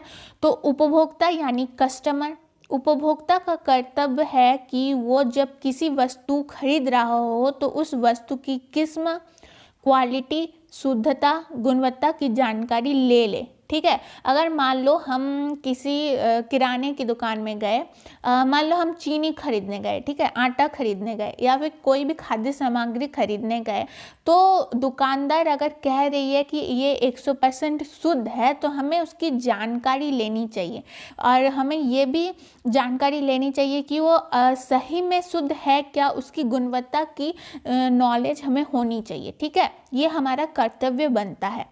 उसे यह भी ध्यान रखना है कि दुकानदार नाप तोल में बेईमानी तो नहीं कर रहा है। मान लो 5 किलो आटा देने के बजाय वो 4.5 किलो ही आटा देके हमें रफा दफा करना चाहता हो, तो हमें ऐसा ध्यान देना चाहिए कि हमने 5 किलो के अगर पैसे दिए हैं तो वो हमें 5 किलो ही आटा दे, ठीक है। यह पैकेट बंद वस्तु है तो उसकी निर्माण तिथि, एक्सपायरी तिथि तथा उस पर अंकित मूल्य जो लिखा है उसे देख ले। तो जो पैकेट्स में पैक होते हैं जो सामान, मतलब बिस्किट, मान लीजिए बिस्किट तो पैकेट्स में ही आते हैं, मान लीजिए बहुत तरह के बिस्किट्स होते हैं आज बाज़ार में, काफ़ी मैरीगोल्ड, पता नहीं क्या क्या और भी बिस्किट्स आते हैं, तो उसका एक्सपायरी डेट होता है। एक्सपायरी डेट के बाद अगर हम उस खाद्य वस्तु को खाते हैं तो हमारी सेहत बिगड़ सकती है। तो हमें ये ध्यान रखना चाहिए कि उसकी एक्सपायरी तिथि और उसका जो MRP है, मिनिमम जो उसका प्राइस होता है, रिटेल प्राइस जो होता है, वो भी हमें ध्यान दे के देख लेना चाहिए। मूल्य अधिकतर रहता है अतः उसमें कुछ छूट भी मिल सकती है। उपभोक्ता खरीदी वस्तु की रसीद अवश्य ले, यानी हमें जो बिल दिया जाता है लास्ट में, जो रसीद दिया जाता है कि हमने इस दुकान से ख़रीदारी की है, उसका हमें जो रसीद दिया जाता है उसे हमें बिल्कुल लेना चाहिए। ये सारे कर्तव्य एक कस्टमर का, एक उपभोक्ता का होना चाहिए, ठीक है। चलो क्वेश्चन नंबर 6 यहाँ पे अब देखिए पूछ लिया गया है कि उपभोक्ता के कौन कौन से अधिकार हैं। हमने सबसे पहले पढ़ा कि कर्तव्य, अब पढ़ेंगे अधिकार, मतलब हमें दुकानदार से क्या क्या अधिकार मिलने चाहिए। ठीक है, तो उपभोक्ता के कुछ प्रमुख अधिकार निम्नलिखित हैं। तो सबसे पहला अधिकार सुरक्षा का अधिकार, दूसरा सूचना पाने का अधिकार कि ये जो आटा है, मान लो आटा खरीदने गए, ये किस क्वालिटी का है, इसे कैसे बनाया गया है, ये अच्छी क्वालिटी का है या नहीं, तो ये सूचना पाने का अधिकार हमें कस्टमर्स को होता है। तीसरा चुनाव या पसंद करने का अधिकार, मान लो हम किसी दुकान में गए और हमने कहा कि हमें ये साबुन चाहिए, तो वो कह रहा है कि नहीं मैडम आप ये साबुन ले लीजिए, तो ऐसा बिल्कुल नहीं हो सकता। अगर हमें जिस चीज़ का हमें चाहिए, जो चीज़ हमें चाहिए, जो चीज़ हमें पसंद है, हम वही चीज़ लेंगे। ठीक है। चौथा अधिकार सुनाई का अधिकार। पांचवा अधिकार शिकायत निवारण या क्षतिपूर्ति का अधिकार। मान लो एक दुकानदार ने हमें बेचा है, मान लो कुछ खाने की चीज़ बेची है, लेकिन घर में जाके हमें पता चलता है कि वो खाने की चीज़ पहले ही बर्बाद हो चुकी है, तो हम जाके शिकायत कर सकते हैं और कह सकते हैं कि हमारे पैसे लौटाओ। तो ये क्षतिपूर्ति का अधिकार हमें मिलता है। ठीक है, चलो लास्ट क्या है, उपभोक्ता की शिक्षा का अधिकार, तो हमें शिक्षा का अधिकार प्राप्त है। ठीक है, चलो क्वेश्चन नंबर 7, भारत में वैश्वीकरण के पक्ष में तर्क दे। उसके पक्ष में हमें तर्क देना है, यानी वैश्वीकरण जो हुआ वो भारत के लिए अच्छा है, वो किस प्रकार से अच्छा है उसके तरफ हमें तर्क देना है। तो सबसे पहले हम लोग लिखेंगे कि भारत में वैश्वीकरण के पक्ष में निम्नलिखित तर्क दिए जा सकते हैं। पहला तर्क, प्रत्यक्ष विदेशी निवेश का प्रोत्साहन, बहुत ही अच्छा तर्क है कि दूसरे देश भी हमारे देश में आकर निवेश कर सकते हैं, जिससे कि हमारे लोगों को रोजगार मिले, काम मिले, और हमें भी चुनाव करने का, हमें भी क्वालिटीज़ में, मतलब चीज़ों के क्वालिटीज़ में और चॉइसेस में हमारी भी चॉइसेस बढ़े, है ना। दूसरा प्रतियोगी शक्ति में वृद्धि। ठीक है, प्रतियोगी शक्ति में वृद्धि, ये चीज़ बहुत ज़रूरी होती है बाजार के लिए, और ख़ास करके उपभोक्ता के लिए तो बहुत ज़रूरी होती है। तीसरा नई प्रौद्योगिकी की प्राप्ति। ठीक है, अगर दूसरे लोग हमारे देश में आते हैं और वैश्वीकरण होता है, जाहिर सी बात है अगर वैश्वीकरण होता है तो नए आधुनिक मशीन्स भी हमारे देश में आ सकते हैं ना। चौथा तर्क, अच्छा उपभोक्ता वस्तु की प्राप्ति। ठीक है, मान लो कि अगर हमारे देश में मान लो कि मोबाइल कंपनियां नहीं है, अच्छे मोबाइल्स हमें नहीं मिलते हैं इंडिया से, तो अगर वैश्वीकरण हुआ तो मान लो कि अमेरिका से मोबाइल्स आते हैं, तो हमें अच्छे मोबाइल्स मिल सकते हैं ना। तो वैश्वीकरण का ये भी एक फ़ायदा हुआ। पांचवा फायदा या तर्क, नए बाजार तक पहुंच। अभी मैंने समझाया कि अगर हमारे देश में कुछ सामान नहीं मिलती है तो हम उसे दूसरे देश से भी मंगवा सकते हैं, तो नए बाजार तक पहुंच हुआ। छठा तर्क हम लोग ये देख सकते हैं कि उत्पादन तथा उत्पादित वस्तु के स्तर को उन्नत करना। ठीक है, चलो समझ में आ चुका होगा। तो यहाँ पे आप लोग एक स्क्रीनशॉट ले लो, काफ़ी इम्पोर्टेंट सा क्वेश्चन था ये कि भारत में वैश्वीकरण के पक्ष में तर्क दे। ठीक है, चलो अब आगे बढ़ते हैं। क्वेश्चन नंबर 8, अर्थव्यवस्था के विभिन्न प्रकारों का संक्षेप में वर्णन करें। अर्थव्यवस्था के विभिन्न प्रकार, यानी अर्थव्यवस्था के कितने प्रकार हैं उसे हमें संक्षेप में थोड़ा बहुत वर्णन करना होगा। तो अर्थव्यवस्था दो आधार पर वर्गीकृत की जाती है। ठीक है, अर्थव्यवस्था के दो प्रकार आप लोग ऐसे लिख सकते हैं कि विकास के आधार पर, स्वामित्व के आधार पर। विकास के आधार पर अर्थव्यवस्था दो प्रकार की होती है, विकसित अर्थव्यवस्था तथा विकासशील अर्थव्यवस्था। स्वामित्व के आधार पर अर्थव्यवस्था तीन प्रकार की होती है। सबसे पहला पूंजीवाद अर्थव्यवस्था, समाजवाद अर्थव्यवस्था और मिश्रित अर्थव्यवस्था। जो कि इंडिया में कौन सी अर्थव्यवस्था, अभी हमने पढ़ा था मिश्रित अर्थव्यवस्था। ये याद रखना, ऑब्जेक्टिव की तरह भी काफ़ी बार पूछा जाता है। क्वेश्चन नंबर 9, सहकारिता से आप क्या समझते हैं। तो चलो हम लोग समझते हैं कि सहकारिता चीज़ क्या है। तो सहकारिता का अर्थ है मिलजुल कर कार्य करना। ठीक है, वर्ड में ही इसका पूरा मीनिंग छुपा हुआ है। देखो, सहकारिता का अर्थ है मिलजुल कर कार्य करना। जब ऐसे कार्यों का उद्देश्य आर्थिक हो जाता है तो यह अर्थशास्त्र की सहकारिता है। अर्थ की एक संगठन, इसके अंतर्गत दो या दो से अधिक व्यक्ति मिलजुल कर स्वेच्छापूर्वक आर्थिक उद्देश्यों की पूर्ति हेतु कार्य करते हैं, सहकारिता कहलाती है। ठीक है, चलो अब लास्ट इकोनॉमिक्स का क्वेश्चन बचा है, बहुत ही इंपॉर्टेंट है। बहुराष्ट्रीय कंपनी किसे कहते हैं? बहुराष्ट्रीय कंपनी किसे कहते हैं? देखो, वर्ड में ही पूरा मीनिंग छुपा हुआ है कि बहुराष्ट्रीय, बहु मतलब बहुत, राष्ट्रीय मतलब देश। तो बहुराष्ट्रीय कंपनी, तो बहुराष्ट्रीय कंपनी की श्रेणी में वैसे कंपनी आती है जिनका फैलाव एक से अधिक देशों में है। मान लो एक कंपनी है जो इंडिया में है, अब वो बहुत प्रॉफिट कमा रही है। ठीक है, इंडिया में रहकर वो कंपनी ने बहुत अधिक प्रॉफिट कमा लिया, तो उसने सोचा कि अलग अलग देशों में भी जाके हम अपनी कंपनी स्थापित करते हैं, अपनी फैक्ट्री को स्थापित करते हैं। यानी वो जो फैक्ट्री है, वो जो कंपनी है, वो 2-3 देशों में फैली हुई है, तो उस कंपनी या वैसी कंपनी को हम क्या कहते हैं? बहुराष्ट्रीय कंपनी कहते हैं। तो बहुराष्ट्रीय कंपनी की श्रेणी में वैसी कंपनी आती है जिनका फैलाव एक से अधिक देशों में हो, वे अपनी विस्तार इकाइयों की नियंत्रण में एवं स्वामित्व रखती है, यानी उनका नियंत्रण जो है वो खुद ही रखती है। ये जो बहुराष्ट्रीय कंपनियां जो होती है, वो जो ये सारी कंपनियां खुद ही अपना नियंत्रण करती है, यहाँ गवर्नमेंट का कोई हाथ नहीं होता है। ठीक है, चाहे उनकी इकाइयाँ किसी भी देश में क्यों ना हो। ये विश्व स्तर पर वस्तु और सेवा का उत्पादन करवाती है तथा विभिन्न उत्पादों को जोड़ती है। यानी ये विश्व स्तर पर वस्तु और सेवा का निर्माण करवाती है, यानी दूसरे देश, मान लो अगर इंडिया में हुआ और एक फैक्ट्री इनकी जापान में है, तो ये इंडिया से मान लो या फिर जापान से अमेरिका को भी निर्यात करता है अपनी वस्तुओं को। तो ये वस्तु जो है, अपने वस्तुओं को विश्व स्तर पर या मतलब पूरे विश्व में अपनी सेवा को उत्पादन करवाती है तथा विश्व उत्पादों को जोड़ती है। बहुराष्ट्रीय कंपनी का यही अर्थ है और मैंने समझा दिया बहुराष्ट्रीय कंपनी किसे कहते हैं। तो आज हमने डिस्कस किया इकोनॉमिक्स के कुछ वेरी इंपॉर्टेंट सब्जेक्टिव क्वेश्चंस के ऊपर।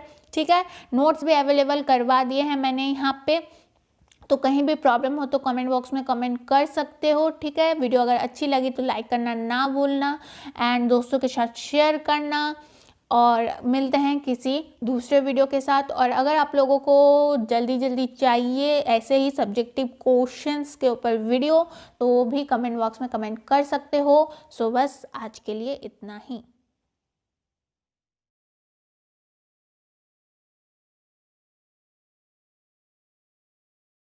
क्वेश्चंस के ऊपर यहाँ पे मैंने आप लोगों को जियोग्राफी का ऑब्जेक्टिव क्वेश्चन, जियोग्राफी में जितने भी चैप्टर्स आप लोगों को हैं सिलेबस में, सब सारे चैप्टर्स का ऑब्जेक्टिव क्वेश्चंस के ऊपर डिस्कशन हो चुका है पहले ही। अगर आपने वो वीडियो नहीं देखा है तो डिस्क्रिप्शन में लिंक मिल जाएगा। सबसे पहले ऑब्जेक्टिव क्वेश्चंस को क्लियर कर लो। किसी भी चीज़ को समझने से पहले उसका बेसिक जान लेना बहुत ज़रूरी है। तो ऑब्जेक्टिव क्वेश्चन आप लोगों के माइंड में अगर क्लियर रहता है तो सब्जेक्टिव क्वेश्चंस को भी आप लोग अच्छी तरह से अटेम्प्ट कर सकते हैं।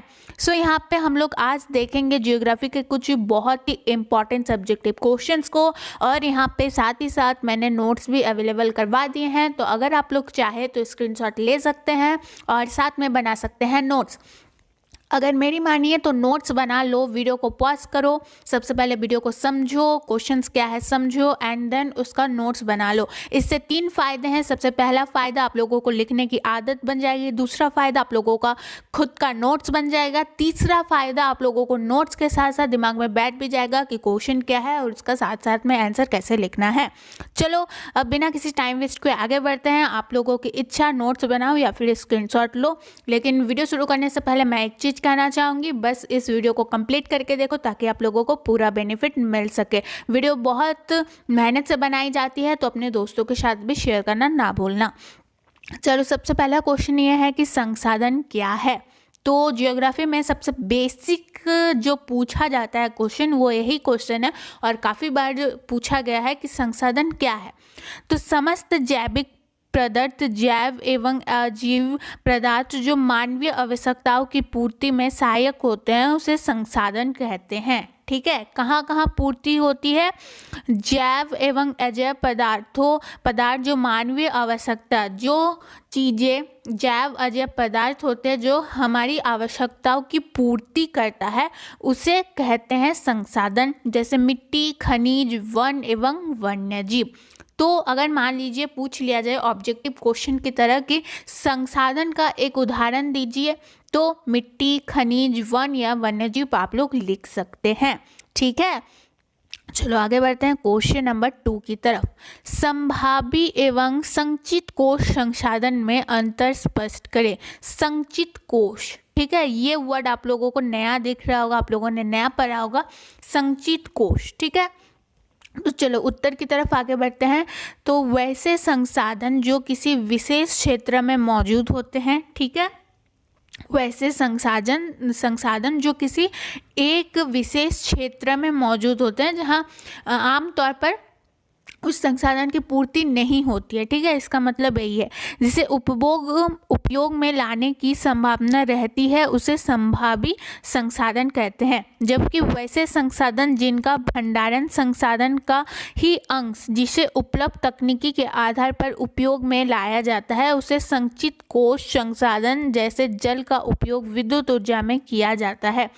देखो जल का जो उपयोग है, जैसे एनटीपीसी वगैरह में आप लोगों ने बहुत बड़ा बड़ा मशीनें देखी होगी, बड़े बड़े डैम्स में, बड़े बड़े पूल में, वहाँ पे जल का प्रयोग करके जल की प्रवाह, जल जो बहता है उसकी प्रवाह का उपयोग करके विद्युत ऊर्जा बनाया जाता है। अब ये किसके अंडर में आता है? तो ये संचित कोश संसाधन के अंडर में आता है। तो संचित कोश को और एक बार समझते हैं कि जबकि वैसा संसाधन जिनका भंडारण संसाधन का ही अंश है, भंडारण संसाधन का ही अंश है जिसे उपलब्ध तकनीकी के आधार पर उपयोग में लाया जाता है, यानी इसका उपयोग जो है वो तकनीकी की सहायता से लाया जाता है, उसे संचित कोश संसाधन कहा जाता है। ठीक है, चलो अब आगे बढ़ते हैं क्वेश्चन नंबर 3 की तरफ। संसाधनों के संरक्षण के उपाय बतावे, यानी संसाधनों को हम लोग सुरक्षित किस प्रकार से कर सकते हैं, उसका भंडारण किस प्रकार से कर सकते हैं, उसका संक्षारण किस प्रकार से कर सकते हैं, इसका हमें उपाय बताना है। संसाधनों की सभ्यता एवं संस्कृति के विकास में अहम भूमिका होती है। क्या कहा गया है पहले? संसाधनों की सभ्यता एवं संस्कृति के विकास में अहम भूमिका होती है, अतः इनका संरक्षण आवश्यक है, यानी संसाधनों का जो संरक्षण है वो जरूरी है हम सभी के लिए। इनके लिए निम्नलिखित बिंदुओं पर ध्यान देना चाहिए। ठीक है, तो हम कैसे संसाधन को सुरक्षित कर सकते हैं, आइए पढ़ते हैं।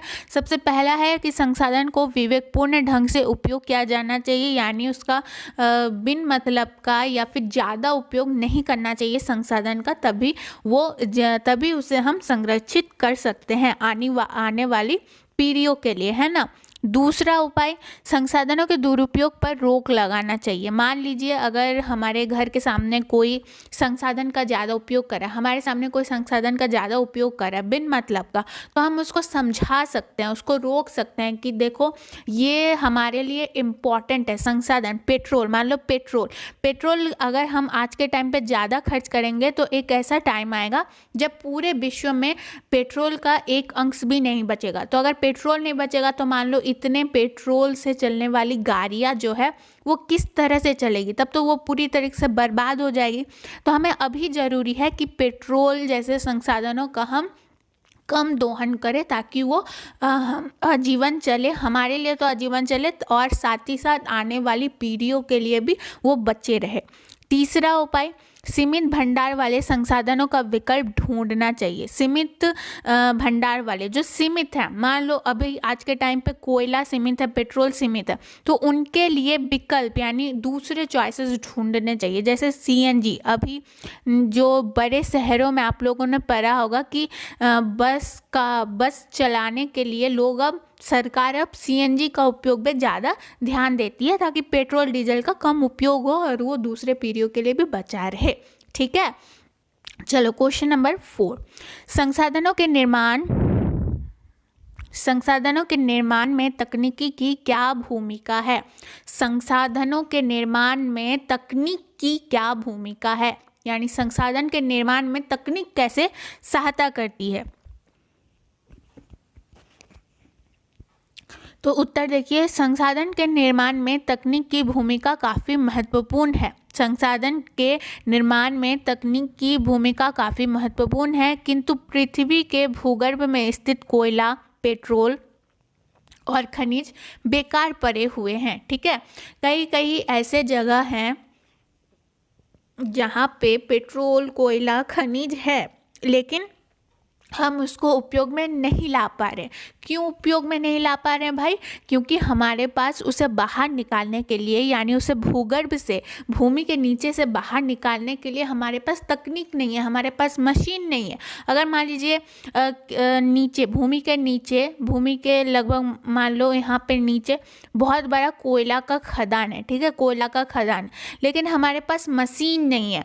तो मानव तो अब इतना खोद नहीं सकती, ज़मीन को इतना खोद नहीं सकती। अगर हमारे पास मशीन होता तो हम ज़मीन को खोद के उस कोयले को बाहर निकाल सकते थे, लेकिन हमारे पास तकनीकी शक्ति हमारे पास अगर नहीं होती है तो वो बेकार ही होता, वो खनिज हमारे लिए कोई काम का नहीं होता। तो यहाँ पे क्या लिखा गया है कि किंतु पृथ्वी के भूगर्भ में स्थित कोयला, पेट्रोलियम और खनिज बेकार पड़े हुए, किंतु तकनीकी ज्ञान के द्वारा हम उपयोग के लायक बनाने, इसी प्रकार ये तकनीकी ज्ञान के द्वारा जल विद्युत ऊर्जा एवं हवा में पवन ऊर्जा, सौर ऊर्जा का विकास किया गया है। आज तकनीक हमारे पास काफ़ी आधुनिक हो चुकी है, काफ़ी तरह के मशीन्स आ चुके हैं जो हमारे खनिज को उपयोगी बना रहे हैं, जैसे कि विद्युत ऊर्जा हो गया, हवा से पवन ऊर्जा हो गया, मतलब पवन ऊर्जा का उपयोग करके भी काफ़ी जगह पे विद्युत बनाया जाता है। जल ऊर्जा का उपयोग करके काफ़ी जगह पे विद्युत बनाया जाता है। सौर ऊर्जा का आज प्रयोग होता है काफ़ी सारे मिल्स वगैरह में, है ना, मिल्स वगैरह में काफ़ी सारे सौर ऊर्जा का भी प्रयोग होता है। तो आज जो हमारे पास तकनीक है, उस तकनीक ने हम सभी को खनिजों को एक अलग ढंग से उपयोग कैसे करें हम उसे सिखाया है आज की तकनीक ने। ठीक है, चलो क्वेश्चन नंबर 5। सतत विकास की अवधारणा क्या है? सतत पोषणीय विकास भी कहते हैं इस वर्ड को, सतत विकास यानी सतत पोषणीय विकास भी कहते हैं। यानी यहाँ पे नॉर्मली पूछा गया है कि सतत पोषणीय विकास क्या है, सतत विकास की अवधारणा क्या है। ये क्वेश्चंस काफ़ी बार पूछे गए हैं, ले लो एकदम स्क्रीनशॉट, नोट बना लो, या फिर मैं समझा रही हूँ तो अपने तरीके से भी नोट्स बना सकते हो। मेरे एक एक वर्ड को समझो, सुनो, बस आप लोगों का काम बन जाएगा। तो सतत विकास की अवधारणा वो रणनीति है जिसके अंतर्गत प्राकृतिक संसाधनों एवं पर्यावरण को क्षति पहुंचाए बिना, यानी सतत पोषणीय विकास वो विकास है जिसके अंतर्गत प्राकृतिक संसाधन एवं पर्यावरण को क्षति पहुंचाए बिना वर्तमान अभावी दोनों पीढ़ियों का कल्याण को अधिकतम बनाया जा सकता है, अर्थात अर्थव्यवस्था का विकास सुचारू रूप से चलता रहे। मान लो पूछ लिया कि सतत पोषणीय विकास क्या है, तो आप लोग सीधे तौर पर लिख सकते हैं कि सतत पोषणीय विकास एक ऐसा विकास है जिसके अंतर्गत प्राकृतिक संसाधनों को बिना नुकसान पहुंचाए जब हम अपना विकास करते हैं तब वो सतत पोषणीय विकास कहलाता है। ठीक है, चलो अब बढ़ते हैं क्वेश्चन नंबर 6 की तरफ। स्वामित्व के आधार पर संसाधन कितने प्रकार के होते हैं? स्वामित्व के आधार पर संसाधन कितने प्रकार के होते हैं? तो यहाँ पे कहा गया है कि 4 प्रकार के होते हैं। स्वामित्व के आधार पर संसाधन 4 प्रकार के होते हैं। पहला व्यक्तिगत संसाधन, इसके तहत, यहाँ पे तहत लिखा गया है लेकिन तहत होगा, इसके तहत, ठीक है, इसके तहत मकान, जमीन तथा तालाब आदि आते हैं। ठीक है, व्यक्तिगत संसाधन, मान लो हम कहेंगे ये घर मेरा है, ये तालाब मेरा है, ये ज़मीन मेरी है, तो ये व्यक्तिगत मतलब एक व्यक्ति का संसाधन है, एक व्यक्ति की प्रॉपर्टी है, तो व्यक्तिगत संसाधन हो गया। दूसरा सामुदायिक सामुदायिक संसाधन, इसके तहत सामुदायिक भवन, पार्क, पिकनिक हॉल, खेल का मैदान आदि आते हैं। ठीक है, तो सामुदायिक संसाधन में क्या क्या आ गया, मान लो कि सड़कें आ गई, जो गवर्नमेंट्स बिल्डिंग होती है, भवन होती है, पार्क होती है, पिकनिक होती है, ये सब सामुदायिक हो गई, यानी सारे लोग, मतलब सारे सिटीजन, देश के हर एक नागरिक उसका यूज़ कर सकते हैं। राष्ट्रीय संसाधन, अब देखो इसके अंतर्गत राष्ट्रीय संसाधन भी आते हैं जो देश का है, पूरे देश का है। इसके अंतर्गत नदी, वन, वन्य जीव तथा खनिज आते हैं।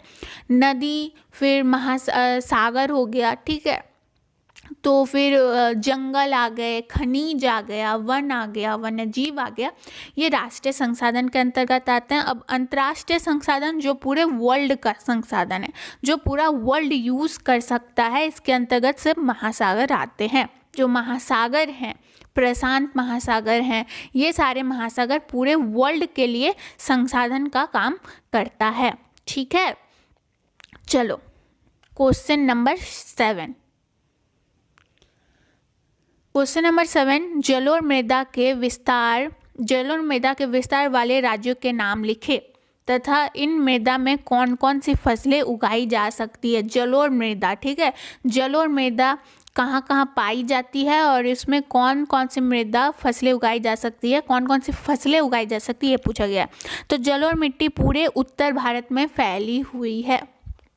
उत्तर, दक्षिण, पूरब, पश्चिम, यानी जो उत्तरी भारत है, यानी ऊपर वाला जो हिस्सा है, ऊपर वाला हिस्सा ये दक्षिणी भाग है इंडिया का, और ये उत्तरी भाग है। ऊपर वाला हिस्सा यानी कश्मीर, हिमाचल प्रदेश,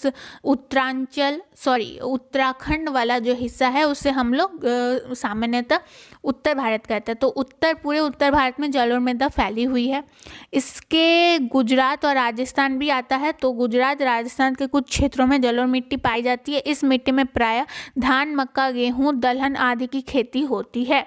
यानी आमतौर पर जल और मृदा में धान, मक्का, गेहूँ, गन्ना, दलहन किसे कहते हैं, जो दाल वाला फसल होती है ना, उसको दलहन कहा जाता है। तो धान, मक्का, गेहूँ, गन्ना, दलहन आदि की खेती की जाती है जल और मृदा में। ठीक है, जल और मृदा काफ़ी उपजाऊ होती है। काली मिट्टी, जल और मृदा, आप लोगों ने पढ़ा होगा 6 प्रकार की मिट्टी पाई जाती है पूरे इंडिया में। तो काफ़ी बार ये भी पूछ लिया जाता है कि मृदा कितने प्रकार की पाई जाती है, उनकी थोड़ी बहुत व्याख्या करनी पड़ती है और उसमें क्या कौन कौन सी खेती होती है, ये भी कभी कभार पूछ लिया जाता है। तो ऐसे क्वेश्चंस के ऊपर आप लोग ज़्यादा ध्यान देना। ठीक है, तो इससे रिलेटेड जितने भी क्वेश्चंस है उससे आप लोगों को ध्यान देना है। ठीक है, चलो अब आगे बढ़ते हैं। Question number 8। क्वेश्चन नंबर 8 में क्या पूछा गया है कि सर्वोच्च कृषि से आप क्या समझते हैं। तो सर्वोच्च कृषि से अभिप्राय सर्वोच्च कृषि द्वारा की जाने वाली कृषि से है। तो सर्वोच्च कृषि से अभिप्राय सर्वोच्च कृषि द्वारा की जाने वाली कृषि से है। इस प्रकार की कृषि प्रायः पहाड़ी क्षेत्रों में की जाती है, जहां अधिक वर्षा के कारण उपजाऊ मिट्टी पानी में दह जाते हैं। ठीक है, तो उपजाऊ मिट्टी को पानी में बहने से रोकने के लिए सर्वोच्च कृषि की जाती है। यानी ये जो कृषि है वो अधिकतर पहाड़ी क्षेत्रों में की जाती है। अब मान लो पहाड़ी क्षेत्रों में तो वर्षा भी बहुत अधिक होती है ना, जैसे कि पूछा जाता है कि इंडिया में सबसे अधिक वर्षा होने वाला स्थान कौन सा है। तो मानसीनराम जो मेघालय में है ना, मानसीनराम में मौसिनराम भी कहा जाता है। काफ़ी लोग मौसिनराम यानी काफ़ी इलाकों में, भारत के काफ़ी इलाकों में उसे मौसिनराम कहते हैं, काफ़ी इलाकों में उसे मानसीनराम कहते हैं। तो जो कि मेघालय में स्थित है, उस पहाड़ी इलाकों में काफ़ी वर्षा होती है, सबसे अधिक वर्षा वहीं होती है। तो काफ़ी वर्षा के कारण कभी कभार ये जो पहाड़ियों का इलाका होता है वो काफ़ी बार ढह जाता है। ठीक है, ढह जाता है। तो यहाँ पे अब तो पूरा इलाका ही पहाड़ी वाला इलाका है, तो वहीं पे उन लोगों को खेती करनी होती है। तो ये सर्वोच्च कृषि का क्या काम होता है, क्या उद्देश्य होता है कि उपजाऊ मिट्टी को पानी में बहने से रोकने के लिए सर्वोच्च कृषि की जाती है। इसका मेन उद्देश्य यही होता है। ठीक है, समझ में आ चुका होगा आप लोगों को, कोई दिक्कत नहीं हो रही होगी। चलो अब आगे बढ़ते हैं। आई होप समझ में आ चुका होगा। नहीं समझ में आता तो भी कमेंट करना। और मैं आप लोगों से बस ये रिक्वेस्ट करती हूँ कि ऑब्जेक्टिव क्वेश्चंस वाला वीडियो देख लो। वहाँ पे मैंने ऑब्जेक्टिव क्वेश्चन को बहुत ही बेहतरीन तरीके से, बिल्कुल बेसिक, बिल्कुल अच्छे नॉलेजफुल तरीके से समझाया है। काफ़ी सब्जेक्टिव क्वेश्चंस के ऊपर भी डिस्कशन किया गया है, कैसा क्वेश्चन पैटर्न बनेगा, क्या क्या क्वेश्चन पूछा जाता है, वो चीज़ें भी बताई हुई है और डिस्कशन हमने किया था। तो वीडियो देखना बिल्कुल ना भूलना। चलो, और जिसने देख लिया है वो भी कमेंट कर सकते हैं कि दीदी हमने देख लिया है और हमें समझ में आ चुका है। तो अब आगे बढ़ते हैं। क्वेश्चन नंबर 9, पवन अपरदन वाले क्षेत्र में किसी की कौन कौन सी पद्धति उपयोग मानी जाती है? पवन अपरदन, देखिए यहाँ पे पवन अपरदन वाले क्षेत्र, ठीक है, पवन अपरदन, अपरदन मतलब क्षय होना। तो पवन अपरदन वाले क्षेत्र में वाटिका कृषि उपयोग मानी जाती है। इसमें फसलों के बीच घास की पत्तियां विकसित की जाती है, जिसके कारण पवन के वेग द्वारा भी उपजाऊ मिट्टी नहीं उड़ पाती। तो इस कृषि के अंतर्गत क्या क्या उपजाई जाती है? घास की पत्तियां विकसित की जाती है और फसलों के बीज विकसित किए जाते हैं।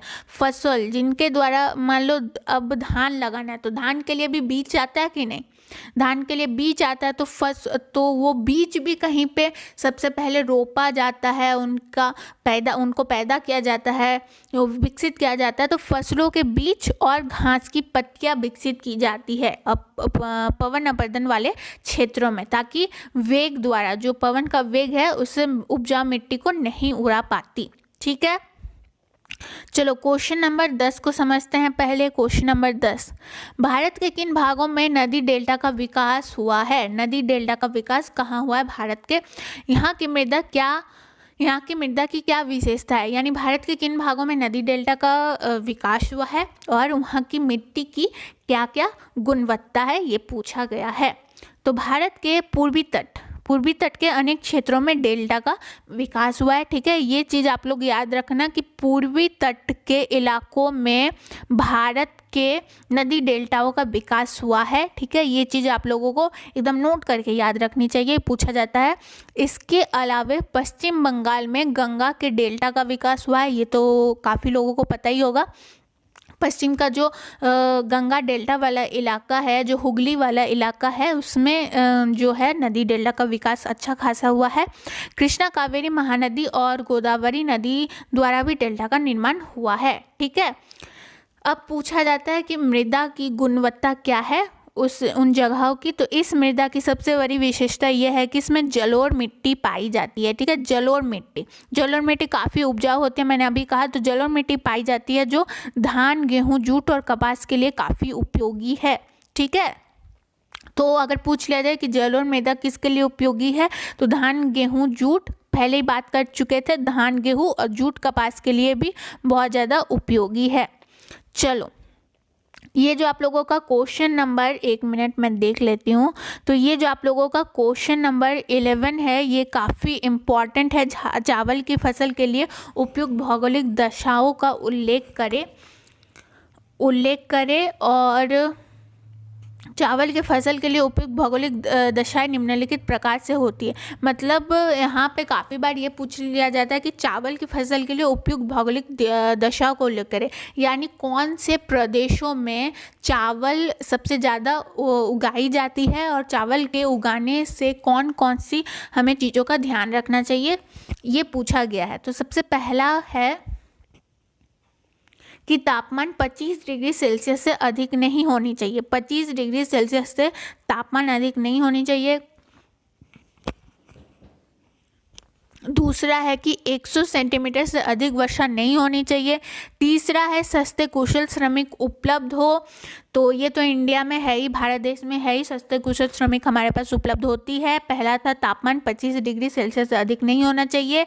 100 सेंटीमीटर से अधिक वर्षा नहीं होनी चाहिए। चौथा, विस्तृत बाजार उपलब्ध हो चावल को बेचने के लिए। पांचवा, यातायात के संसाधन विकसित हो, क्योंकि खेत से हमें इसे बाजार या फिर भंडार तक भी पहुंचाना होता है चावल को, है ना। तो इसके लिए यातायात संसाधनों का विकास होना जरूरी है, नहीं तो वो खेत में ही परे परे सड़ जाएगा। छठवा है कि कृषि के आधुनिक यंत्र, खाद, बीज, कीटनाशक का प्रयोग किया जाना चाहिए।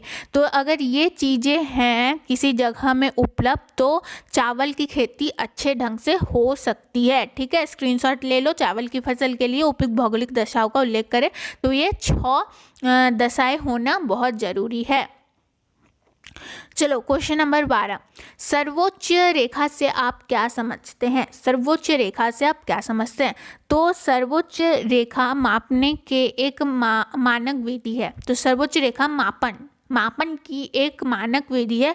वस्तु किसी धरातल पर समुद्र तल से समान ऊंचाई वाले स्थानों को मिलने वाली काल्पनिक रेखा को सर्वोच्च रेखा कहते हैं। ठीक है, तो ये पहाड़ी इलाके के धरातल, मतलब कि समुद्र तल का जो धरातल है उससे मापने वाली काल्पनिक रेखा को सर्वोच्च रेखा कहा जाता है। 13 नंबर वाला क्वेश्चन है कि खनिज क्या है। ये क्वेश्चन भी काफ़ी बार पूछ लिया जाता है, तो काफ़ी इम्पॉर्टेंट है कि खनिज क्या है। तो आप लोग सीधे तौर पर आंसर दे सकते हैं कि वे पदार्थ जो पृथ्वी के तल से प्राप्त किए जाते हैं उसे खनिज कहते हैं। ठीक है, वे पदार्थ जो पृथ्वी के तल से यानी पृथ्वी के भूगर्भ, पृथ्वी के नीचे से प्राप्त किए जाते हैं उसे खनिज कहते हैं। खनिज 2 प्रकार के होते हैं। ठीक है, खनिज कितने प्रकार के होते हैं? खनिज 2 प्रकार के होते हैं। पहला तो धात्विक खनिज, दूसरा है अधात्विक खनिज। ठीक है, चलो क्वेश्चन नंबर 14, वनों के पर्यावरणीय महत्व बताइए। यानी वनों का क्या महत्व है, नेचर के लिए वन कैसे महत्व, कैसे इम्पोर्टेंस रखते हैं, है ना? तो उत्तर में आप लोग क्या लिख सकते हैं कि वन एक अमूल्य उपहार है जिसके आंचल में मनुष्य सदियों से पलता आ रहा है। ठीक है, तो वन जो है वो हम इंसानों के लिए एक उपहार है। वन को भी हम संसाधन के तौर पे मानते हैं, एक मानवकृत संसाधन के तौर पर भी हम वन को मानते हैं। तो वन जो है वो हमारे लिए काफ़ी यूज़फुल रहता है। हमें वन से काफ़ी चीज़ों की प्राप्ति होती है, जैसे काफ़ी सारी औषधियाँ, मसाले, है ना? तो ये हमारे लिए उपयोग है, यानी बहुत इम्पोर्टेंट रखता है। तो यही चीज़ कहा गया है कि वन एक अमूल्य उपहार है जिसके आंचल में मनुष्य सदियों से पलता आ रहा है। जैसे कि आप लोग जानते हैं आदि मानव जो थे वो तो पहले जो आदि मानव का समूह था वो तो पूरा का पूरा वन पर ही आधारित था। वो अपना खाना, अपना रोजगार वहीं से जुटाते थे, पूरे वन पर ही आश्रित थे। तो मनुष्य सदियों से पलता आ रहा है। इसका महत्व निम्नलिखित है। तो वन का महत्व हमारे लिए बहुत है। ठीक है, सबसे पहला, वन CO2 और O2 का संतुलित बनाए रखता है, हमें ऑक्सीजन प्राप्त करता है। वन में इतने सारे पेड़ पौधे हैं, वो जो दूषित हमारे लिए गैस है वो खुद अपशोषित कर लेता है और हमें एक स्वच्छ ऑक्सीजन गैस प्रदान करता है। ठीक है, दूसरा यहाँ पे हम लोग कह सकते हैं कि वन मिट्टी अपरदन को रोकती है, यानी मिट्टी का जो क्षय होता है वो क्षय को रोकती है। कैसे रोकती है? वो अपने जड़ों से मिट्टी को पकड़ के रखती है और मिट्टी के अपरदन को रोकती है।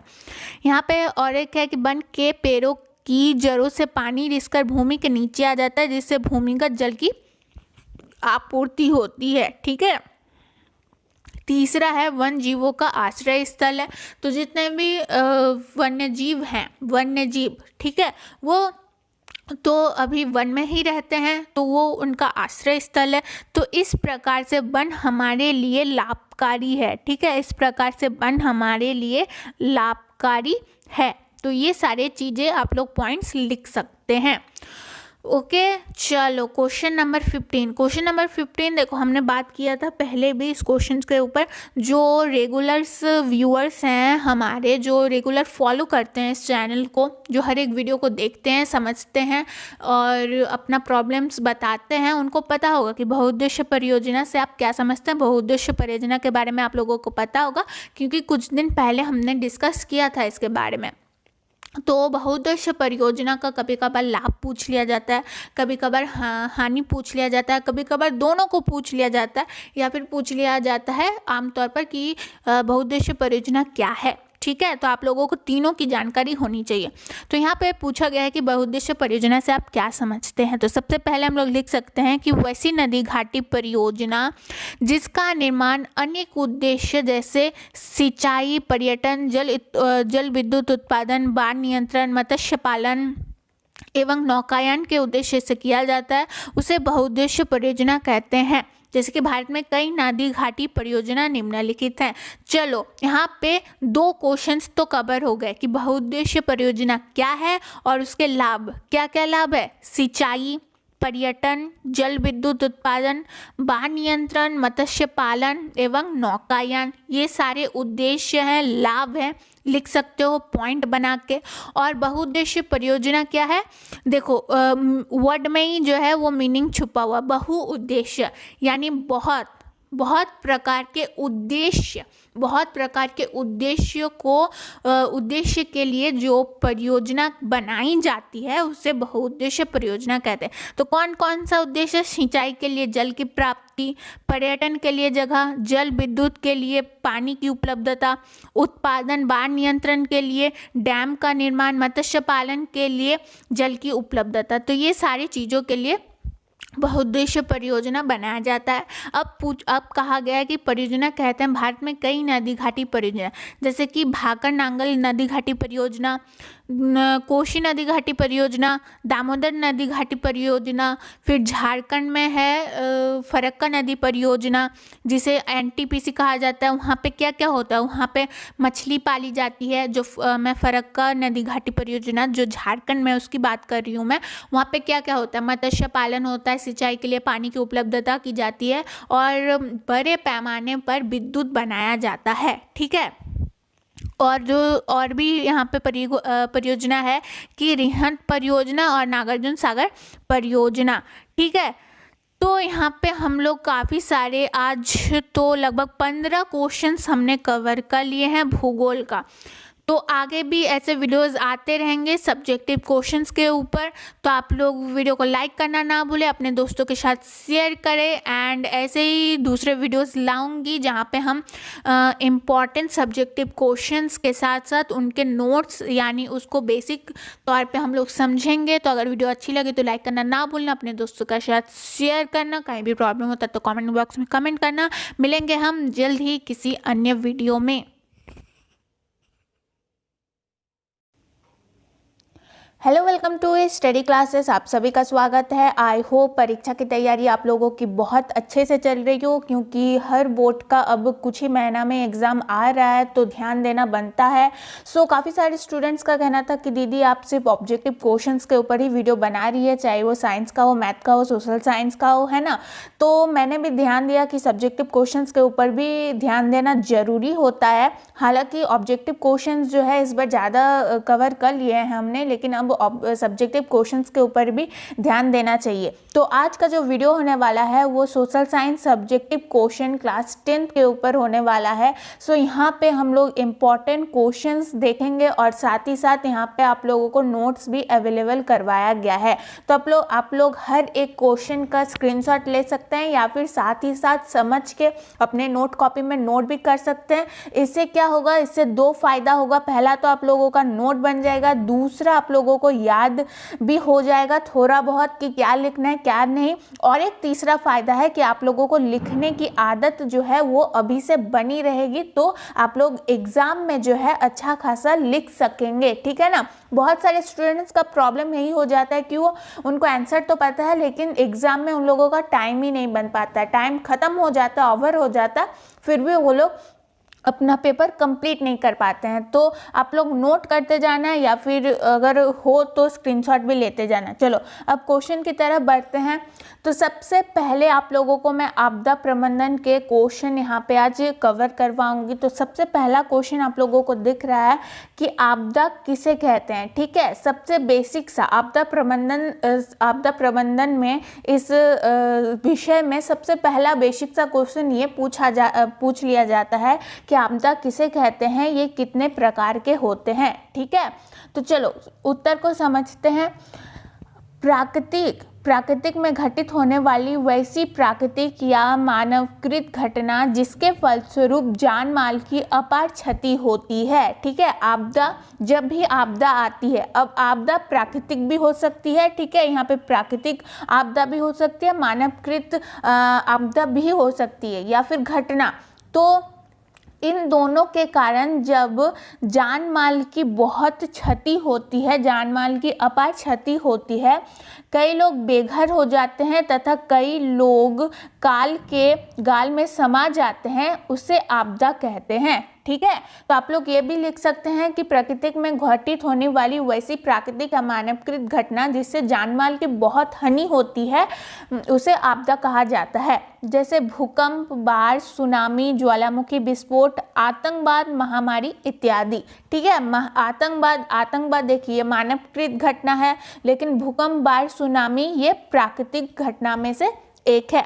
अब चलो, अब काफ़ी बार पूछ लिया जाता है कि आपदा कितने प्रकार के होते हैं। यहाँ भी पूछा गया है ना कि आपदा कितने प्रकार के हैं, तो आप लोग लिख सकते हैं कि आपदा 2 प्रकार के हैं। एक तो प्राकृतिक आपदा, दूसरा मानवकृत आपदा। पहले ही हमने समझ लिया है। तो अब आप लोगों को थोड़ा बहुत प्राकृतिक आपदा और मानवकृत आपदा के बारे में भी थोड़ा बहुत लिख लेना चाहिए। तो प्राकृतिक आपदा वैसी आपदा जो प्राकृतिक कारणों से घटित होती है उसे प्राकृतिक आपदा कहते हैं। वैसी आपदा जो प्राकृतिक कारणों से घटित होती है, मतलब जिसके पीछे नेचुरल रीज़न रहता है, उसे हम लोग प्राकृतिक आपदा कहते हैं, जैसे भूकंप, बाढ़, सुनामी इत्यादि। ठीक है, लेकिन मानवकृत आपदा किसे कहेंगे? वैसी आपदा जो मानवीय कारणों से घटित होती है उसे मानवीय आपदा कहते हैं। आतंकवाद, रेल दुर्घटना, सड़क दुर्घटना इत्यादि। तो आतंकवाद कौन होते हैं? इंसान ही होते हैं, मानव ही होते हैं ना। तो ये सब मानवकृत आपदाओं में से एक है, उदाहरण है। ठीक है, चलो अब बढ़ते हैं क्वेश्चन नंबर 2 की तरफ। आपदा प्रबंधन का क्वेश्चन नंबर 2, बाढ़ के दुष्परिणामों को लिखे। बाढ़ के दुष्परिणामों को लिखे। ठीक है, तो बाढ़ एक प्राकृतिक आपदा है। दुष्परिणाम यानी उसका नुकसान, तो बाढ़ का क्या क्या नुकसान हो सकता है उसे हमें लिखना होगा।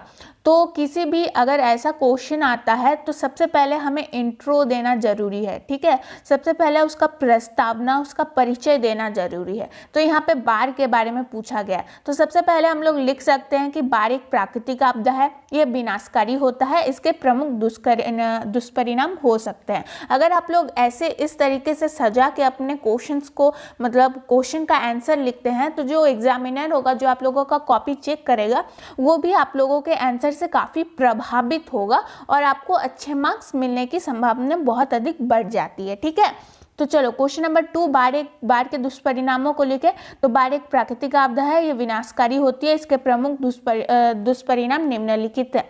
तो सबसे पहला परिणाम हम लोग क्या देखते हैं कि जनधन की हानि होती है ना। बहुत लोगों का घर जो है, बहुत लोगों की दुकान बह जाती है, तो इससे बहुत जनधन और जान माल की हानि होती है। ठीक है, ऑप्शन नंबर 2, पालतू पशु भी मर जाते हैं। तो जाहिर सी बात है, अगर बहुत बाढ़ आए तो जितने भी रास्तों में रहने वाले कुत्ते हैं, पंछियां हैं, तो ये लोगों को भी बहुत प्रॉब्लम होता है, तो वो लोग काफ़ी अधिक मात्रा में मारे जाते हैं।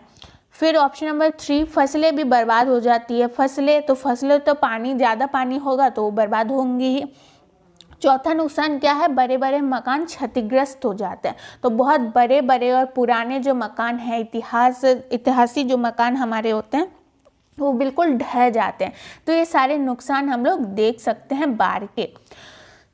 तो यहाँ पे भी और कुछ है, देख लो कि परिवहन के साधन जैसे रेल मार्ग, सड़क मार्ग, पुल आदि टूट जाते हैं। ठीक है, तो जितने भी रास्ते होते हैं, रेल मार्ग होते हैं, NH हाईवे जो होते हैं, वो सब भी टूट जाया करते हैं। फिर यहाँ पे चौथा नुकसान है कि संचार व्यवस्था ध्वस्त हो जाती है। संचार व्यवस्था यानी हमें नेटवर्क नहीं मिल पाता। आप लोग समझ रहे होंगे कि गांव तरफ अगर आप लोगों का घर है तो यहाँ पे थोड़ी सी वर्षा होती है ना, तो हमारा नेटवर्क जाम हो जाता है, हमें नेटवर्क नहीं मिल पाता है। ठीक है, तो यहाँ पे 7वां नुकसान है कि बाढ़ के समाप्त होते ही महामारी फैल जाती है। ठीक है, ये भी नॉर्मल सी चीज़ है कि बाढ़ अगर समाप्त हुआ, जैसे तैसे हमारा जो गवर्नमेंट सिस्टम है, वो तो बाढ़ से हमें बचा लेती है, लेकिन फिर महामारी फैल जाती है, खाने को कुछ नहीं मिलता है काफ़ी लोगों को। तो ये सारे बाढ़ के नुकसान आप लोग लिख सकते हैं। ठीक है, चलो क्वेश्चन नंबर 3, आपदा प्रबंधन की आवश्यकता क्यों होती है। अब आपदा तो आप लोगों ने समझ लिया, यहाँ पे आप लोगों को एक वर्ड दिख रहा होगा प्रबंधन। प्रबंधन यानी कि बचाना, ठीक है, बचाना, प्रबंध करना, किसी भी चीज को मैनेज करना। आप तो मान लो अगर आपदा आ जाए, बाढ़ आ जाए, तो प्रबंधन किस प्रकार से गवर्नमेंट हो या फिर कोई भी संस्था हो, अगर बाढ़ आ जाए तो क्या क्या करेगी अपनी नागरिकों के लिए, है ना। ये पूछा गया है कि आपदा प्रबंधन यानी वो व्यवस्था क्यों जरूरी होती है, क्यों आवश्यकता होती है, ठीक है। आंसर देने से पहले सबसे हमें इम्पॉर्टेंट जो होता है चीज़ कि हमें क्वेश्चन को समझना होता है। तो क्वेश्चन मैंने समझा दिया है कि आपदा प्रबंधन यानी आपदा में जो मैनेजमेंट करना होता है, आपदा आने से पहले जो हमें मैनेजमेंट हम करते हैं वो आपदा प्रबंधन कहलाता है। तो आपदा प्रबंधन की आवश्यकता क्यों होती है, ठीक है। तो चलो आंसर पढ़ते हैं हम। आपदा कोई भी उसका प्रबंधन अनिवार्य है, मतलब कोई भी आपदा हो उसका प्रबंधन अनिवार्य है यानी जरूरी है। आपदा में न केवल सिर्फ विकास कार्य अवरुद्ध होते हैं बल्कि विकास के कार्यों में कई प्रकार के व्यवधान भी उत्पन्न होते हैं। तो जाहिर सी बात है, मान लो अगर बहुत भारी बारिश हो जाए, बाढ़ आ जाए, तो जितना भी हमारा काम है, जितना भी हमारा पूरा दिनचर्या है वो तो रुक जाएगा। बच्चे स्कूल नहीं जा पाएंगे, लोग कॉलेजेस नहीं जा पाएंगे, जो स्टूडेंट्स हैं और जो काम पे जाते हैं, सरकारी नौकरी है चाहे औद्योगिक केंद्र में काम करते हैं, तो वो लोग अपने अपने काम पे नहीं जा पाएंगे, जिससे कि पूरा जो सिस्टम है वो तहस नहस हो जाएगा, पूरा सिस्टम बिगड़ जाएगा। तो क्या कहा गया है यहाँ पे कि कार्य जो है वो अवरुद्ध हो जाते हैं, कार्य अवरुद्ध हो जाते हैं और विकास का कार्य भी रुक जाता है, ठीक है। यद्यपि राष्ट्रीय स्तर तथा राज्य मुख्यालय स्तर पर प्रबंधन की व्यवस्था की गई है, तो जो हाँ जाहिर सी बात है केंद्र सरकार, राज्य सरकार द्वारा तो हमारा प्रबंधन किया ही जाता है बाढ़ से। जैसा सुखाड़ प्रबंधन हेतु आम लोगों के सहयोग से सामूहिक प्रयास से ही कुएं की खुदाई हो सकती है, ठीक है। भूकंप प्रबंधन हेतु नई तकनीक आधारित भवन निर्माण किया गया है, यानी एक वैसे अभी फिलहाल ऐसे भवन का निर्माण किया जाता है जो भूकंप, मतलब थोड़ी सी भूकंप का अगर भूकंप आए तो वो वैसे मकान उसको सह सकता है। तो ऐसे चीजें सरकार की तरफ से की जा रही है, ठीक है।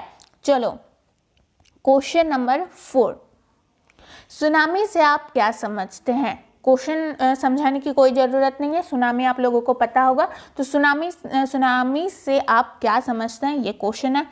तो पृथ्वी के आंतरिक प्रतिक्रियाओं के चलते जब समुद्री तल की जमीन कांपने लगती है, समुद्र तल, ठीक है, यहाँ पे समुद्र है, तो समुद्र तल की जमीन कांपने लगती है तो उसका प्रभाव समुद्री जल में लहरों को काफ़ी ऊपर उठते देखा जाता है। तो सुनामी कहाँ आती है, एक वर्ड में आप लोग बता सकते हैं कि सुनामी सबसे पहले समुद्र के तली में आती है, यानी समुद्र के जमीन में आती है। समुद्र का जमीन हिलने लगता है और जो समुद्र का पानी है वो पानी उसको बाहर फेंकने लगता है, ठीक है।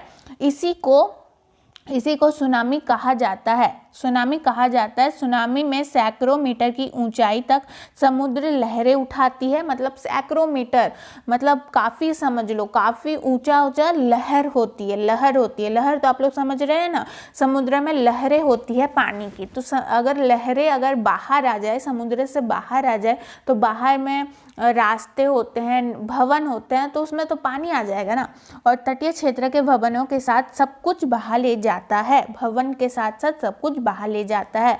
तो सुनामी से हम यही समझते हैं, ठीक है। चलो क्वेश्चन नंबर 5, प्राकृतिक संकट और प्राकृतिक आपदा में अंतर स्पष्ट करें। ये क्वेश्चन काफ़ी बार पूछा जाता है, तो अच्छे से समझना। प्राकृतिक संकट और प्राकृतिक आपदा, प्राकृतिक आपदा के बारे में हमने अभी पढ़ा। प्राकृतिक आपदा में क्या क्या आ जाता है, बाढ़, सुनामी, भूकंप, ये सब चीज़ें आ जाती है, ठीक है। लेकिन प्राकृतिक संकट का हम अभी देखेंगे।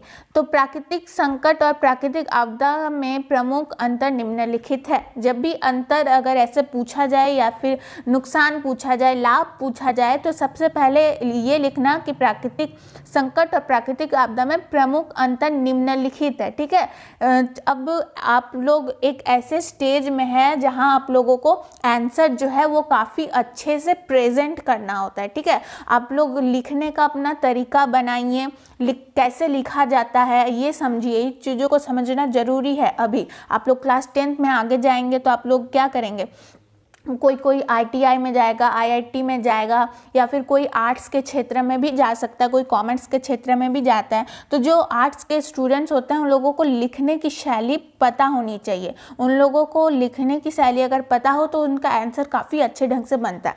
चलो, ये सब के तो ऊपर बात कर सकते हैं। अभी बात कर लेते हैं प्राकृतिक संकट और प्राकृतिक आपदा। तो सबसे पहला अंतर ये है कि इसकी गति धीमी होती है। ठीक है, प्राकृतिक संकट की बात कर रहे हैं हम लोग अभी, तो इसकी गति धीमी होती है और प्राकृतिक आपदा इसकी गति तीव्र होती है। दूसरा अंतर क्या हो जाएगा, इसका प्रभाव स्थायी होता है। ठीक है, इसका प्रभाव स्थायी होता है। और दूसरा, इसका प्रभाव तत्कालिक होता है, तत्कालिक। ठीक है, तत्कालिक होता है, यानी प्राकृतिक आपदा जो है यानी भूकंप जो है, मान लीजिए भूकंप तो कभी भी आ सकता है ना, वो तत्कालीन चीज़ें होती है। प्राकृतिक आपदा में जितने भी आपदा होती है वो तत्कालीन होती है। ठीक है, चलो प्राकृतिक संकट अब देखते हैं। तीसरा क्या है, तीसरा यहाँ पे आप लोगों को अंतर दिख रहा है कि इससे धन जन की व्यापक हानि की संभावना होती है, जैसे महासागरीय धाराएं, भूस्खलन। ठीक है, और प्राकृतिक आपदा में अगर हम लोग देख ले तो इससे धन जन की व्यापक हानि होती है और नियंत्रण नहीं रह पाता है। ठीक है, मान लो बाढ़ आ गया तो हम लोग एकाएक यानी अचानक से उसको रोक पाना बहुत मुश्किल होता है। वो थोड़ा सा खुद ब खुद बैलेंस में जब आता है तब भी हम उसको रोक पाते हैं। तो क्या कहा गया है, एक बार शुरू से समझते हैं। इससे धन जन की व्यापक हानि होती है और नियंत्रण नहीं रह पाता है, जैसे पुल, वनों का कटाव, वायुमंडल का प्रदूषण आदि। ठीक है, चलो अब लास्ट अंतर, चौथा अंतर, आपदा का प्रभाव यदि दीर्घकालिक हो। ये संकट, आपदा संकट की बात कर रहे हैं अभी हम लोग कि आपदा का प्रभाव यदि दीर्घकालिक हो तो उसे प्राकृतिक संकट कहते हैं। और यहाँ पे चौथा रीज़न ये है कि धनजन को व्यापक हानि पहुँचाने वाली आकस्मिक दुर्घटना को प्राकृतिक आपदा कहते हैं। तो यहाँ पे हमने 4 अंतर देख लिया प्राकृतिक संकट और प्राकृतिक आपदा के बीच।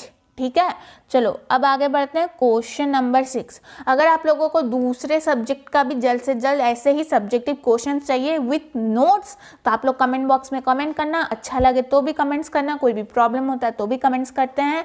और अगर वीडियो बेनिफिट लगे तो लाइक करना ना भूलना, अपने दोस्तों के साथ शेयर करना और चैनल को सब्सक्राइब करना बिल्कुल ना भूलना। अभी हम लोग अपडेट देते रहेंगे। ठीक है, चलो क्वेश्चन नंबर 6। मकान के निर्माण में भूकंप के प्रभावों को कम करने वाले 4 उपायों को लिखे। ठीक है, अभी हम लोगों ने बात की थी कि आजकल के समय में, तत्कालीन समय में ऐसे मकानों का निर्माण हो रहा है जो भूकंप के थोड़ी बहुत जो उसका स्केल होता है, यानी भूकंप थोड़ी बहुत भूकंप को वो रोक सकता है। ऐसे मकान अभी बनाए जा रहे हैं। तो ऐसे मकान बनाने के लिए 4 उपायों को लिखे, यहाँ पे कहा गया है। तो देखो आंसर क्या हो जाएगा, आंसर मकान के निर्माण में भूकंप के प्रभावों को कम करने वाले 4 उपाय निम्नलिखित है। सबसे पहला उपाय, भवनों को आयताकार होना चाहिए, यानी आयत रूप का होना चाहिए भवनों को। दूसरा, नींव को मजबूत तथा भूकंप अवरोधी होनी चाहिए। ठीक है, नींव जो है वो काफ़ी स्ट्रांग होना चाहिए, उसका जो निचला हिस्सा है, जमीनी वाला जो हिस्सा है वो काफ़ी स्ट्रांग होना चाहिए। तीसरा, दरवाजे तथा खिड़की की स्थिति भूकंप अवरोधी होनी चाहिए, यानी जो दरवाजे और खिड़की का मतलब जगह है वो भूकंप अवरोधी होना चाहिए। और चौथा रीज़न है यहाँ पे गलियों एवं सड़कों को चौड़ा होना चाहिए, गलियों एवं सड़कों को चौड़ा होना चाहिए। और पांचवा उपाय भी है यहाँ पे कि जहाँ तक हो सके TLU तथा X आकार का भवन बनाना चाहिए, क्योंकि ये प्रकार के जो भवन होते हैं ज़्यादातर ये भूकंप को रोक सकते हैं। मतलब भूकंप अगर आ भी जाती है तो ऐसे भवन आसानी से कुछ होने वाले नहीं हैं। चलो क्वेश्चन नंबर 7, भूकंप से बचने के उपाय बतावे। क्वेश्चन को समझाने की जरूरत नहीं है, सिंपल सा क्वेश्चन है। तो भूकंप से बचने के प्रमुख उपाय निम्नलिखित है। क्या क्या उपाय है देख लेते हैं यहाँ पे। तो सबसे पहला उपाय है कि भूकंप के समय घर से बाहर खुले मैदान में भाग जाना चाहिए। ये हम तो बचपन से पढ़ते आ रहे हैं कि जब भी भूकंप आए हमें अपने घर में नहीं रहना चाहिए, क्योंकि घर जो है वो हमारे ऊपर ही ढह सकता है। तो हमें कहीं खुले मैदान में जाके चले जाना चाहिए। दूसरा, भूकंप के समय बिजली का तार काट देना चाहिए, ठीक है, क्योंकि बिजली के खंभे गिर सकते हैं लोगों के ऊपर, तो वो जरूरी होता है। तीसरा उपाय, भूकंप के पूर्वानुमान का पता लगाने के लिए यंत्र का आविष्कार करना चाहिए, ठीक है, यंत्र का आविष्कार करना चाहिए कि जिससे कि भूकंप आए उससे पहले हमें जानकारी मिल जानी चाहिए, ठीक है। और चौथा उपाय है कि भूकंप प्रभावित क्षेत्रों में भवनों की स्थिति भूकंप अपरोधी होनी चाहिए। तो कई जगह पे आए दिन भूकंप आते रहते हैं, ये आप लोग कई बार न्यूज़पेपर में भी देखते हैं, ठीक है। चलो क्वेश्चन नंबर अब 8 की बारी। क्वेश्चन नंबर 8, सामान्य संचार व्यवस्था के बाधित होने के कारणों को लिखे। तो सामान्य संचार व्यवस्था, ठीक है, संचार व्यवस्था के बाधित यानी संचार व्यवस्था में प्रॉब्लम क्यों आता है कभी कभार। तो यहाँ पे प्रमुख कारण निम्नलिखित है। सबसे पहले केबलों का टूट जाना, जो तार जुड़े होते हैं संचार व्यवस्था को सुचारू रूप से चलाने के लिए जो केबल जुड़े रहते हैं, तार जुड़े रहते हैं, वो अक्सर टूट जाया करते हैं। तो इससे जो है वो काफ़ी बार संचार व्यवस्था बाधित हो जाती है। दूसरा कारण बिजली आपूर्ति का बाधित होना। तीसरा, संचार भवनों के ध्वस्त होने पर संचार यंत्रों का क्षतिग्रस्त होना। चौथा, ट्रांसमिशन टावर का क्षतिग्रस्त होना। ट्रांसमिशन टावर जो होती है, नेटवर्क टावर जो होता है, वो काफ़ी बार क्षतिग्रस्त हो जाता है, तो इससे भी संचार व्यवस्था को नुकसान पहुंचता है, ठीक है। चलो क्वेश्चन नंबर 9, आग लगने की स्थिति में क्या प्रबंधन करना चाहिए। आग लगने की स्थिति में क्या क्या प्रबंधन करना चाहिए। तो क्या क्या प्रबंधन करना चाहिए, सबसे पहले लिखेंगे निम्नलिखित प्रबंधन करना चाहिए। सबसे पहला प्रबंधन क्या हो सकता है हमारा, सबसे पहला प्रबंधन हो सकता है कि आग में फंसे लोगों को बाहर निकालना चाहिए ताकि उन लोगों का जान की हानि ना हो। दूसरा, घायलों को तत्काल प्राथमिक उपचार देकर उसे तुरंत अस्पताल में पहुंचाना चाहिए। जो घायल है वो प्राथमिक उपचार अगर दिया जाए उन लोगों को तो उन्हें मतलब उन्हें राहत पहुंचाई जा सकती है, ठीक है, अस्पताल पहुंचाकर उन्हें राहत पहुंचाई जा सकती है। तीसरा प्रबंधन क्या हो सकता है कि आग के फैलाव को रोकना चाहिए, आग के फैलाव को रोकना चाहिए ताकि दूसरे लोगों को नुकसान ना पहुंचे। चौथा प्रबंधन क्या होना चाहिए, अग्निशामक यंत्र को बुलाना चाहिए, ठीक है, फायर ब्रिगेड जिसे कहते हैं ना हम लोग, जो अग्नि को बुझाता है, तो उसे हिंदी में क्या कहते हैं, अग्निशामक। बहुतों को नहीं पता होता है, अग्निशामक फायर ब्रिगेड यंत्रों को बुलाना चाहिए, ठीक है। चलो अब 5th, यदि आग का कारण विद्युत शॉर्ट सर्किट है, यदि आग का कारण यानी इलेक्ट्रिक चीज़ों के कारण, जैसे कि हमारे घर में काफ़ी बार मतलब क्या होता है कि फ्यूज हो जाता है, तो फ्यूज लगने के कारण भी बहुत सारे लोगों के घरों में आग लग जाती है। तो अगर ऐसा कोई रीज़न है यानी विद्युत शॉर्ट सर्किट से अगर आग लगा हो तो तुरंत बिजली का तार काट देना चाहिए, ठीक है। तो चलो अब आगे बढ़ते हैं क्वेश्चन नंबर 10 की तरफ। भूस्खलन क्या है, इसके कितने रूप होते हैं। तो भूस्खलन, ठीक है, भूस्खलन वर्ड में ही इसका मीनिंग छुपा हुआ है। भू मतलब भूमि, स्खलन मतलब स्लिप हो जाना। तो भूस्खलन क्या है, इसके कितने रूप है। भूस्खलन का अर्थ जमी का धंसना, उसमें दरारें पड़ना, उसमें गड्ढे हो जाना। भूस्खलन प्रायः पहाड़ी क्षेत्रों में होता है।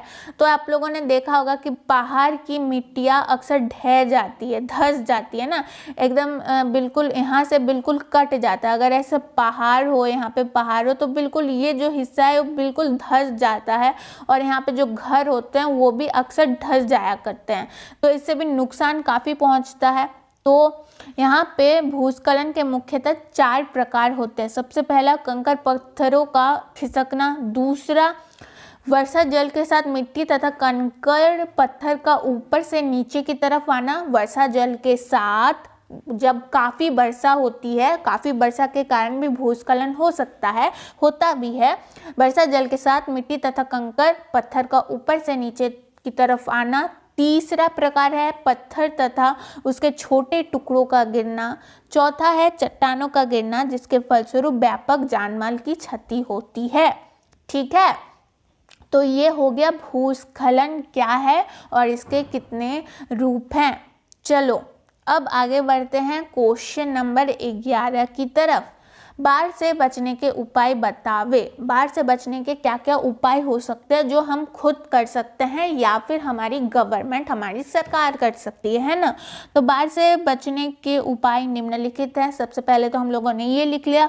पहला आप लोग उपाय लिख सकते हैं कि नदियों को आपस में जोड़ना चाहिए। ठीक है, देखिए मान लो अगर नदी को, 2 नदी है, ठीक है, 2 नदी है, अगर मान लो इस नदी में पानी का बहाव कुछ ज़्यादा हो रहा है, तो अगर हम इन दोनों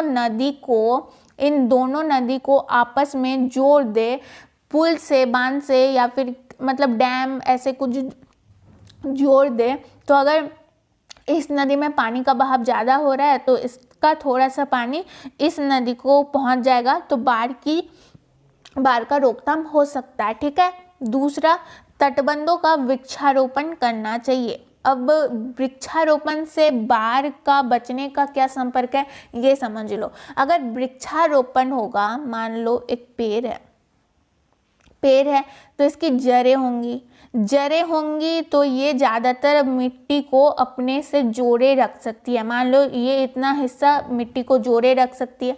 अगर ये इतना हिस्सा, एक पेड़ मिट्टी को जोड़े रख सकती है, तो मिट्टी क्या होगा कि नदी में नहीं पहुंचेगी। ठीक है, नदी में नहीं पहुंचेगी तो नदी का स्तर ऊपर ऊंचा नहीं होगा और बाढ़ आने की संभावना कम हो जाएगी। ठीक है, तीसरा नदियों के आसपास मैंग्रोव वनस्पति लगाना चाहिए। ये एक प्रकार का वनस्पति, एक प्रकार का पौधा होता है जिसे नदियों के आसपास लगाना चाहिए। चौथा वर्षा जल संग्रहण करना चाहिए। ये तो बहुत अच्छा उपाय है और हमें क्या होगा, हमें पानी की उपलब्धता और गर्मी के दिन, सूखे के दिन पानी की उपलब्धता भी हो जाएगी और बाढ़ से हम लोग बच भी सकते हैं। पांचवा तटबंधों का निर्माण करते रहना चाहिए। ठीक है, चलो अब हमने यहाँ पे देख लिया है टोटल 11 क्वेश्चन आपदा प्रबंधन से। ठीक है, आपदा प्रबंधन से हमने इम्पॉर्टेंट सब्जेक्टिव क्वेश्चन क्लास 10 का जितने भी क्वेश्चन थे, यहाँ पे मेरे पास नोट्स, इसको मैंने कर दिए हैं कवर, जो कि आपदा प्रबंधन से रिलेटेड थे।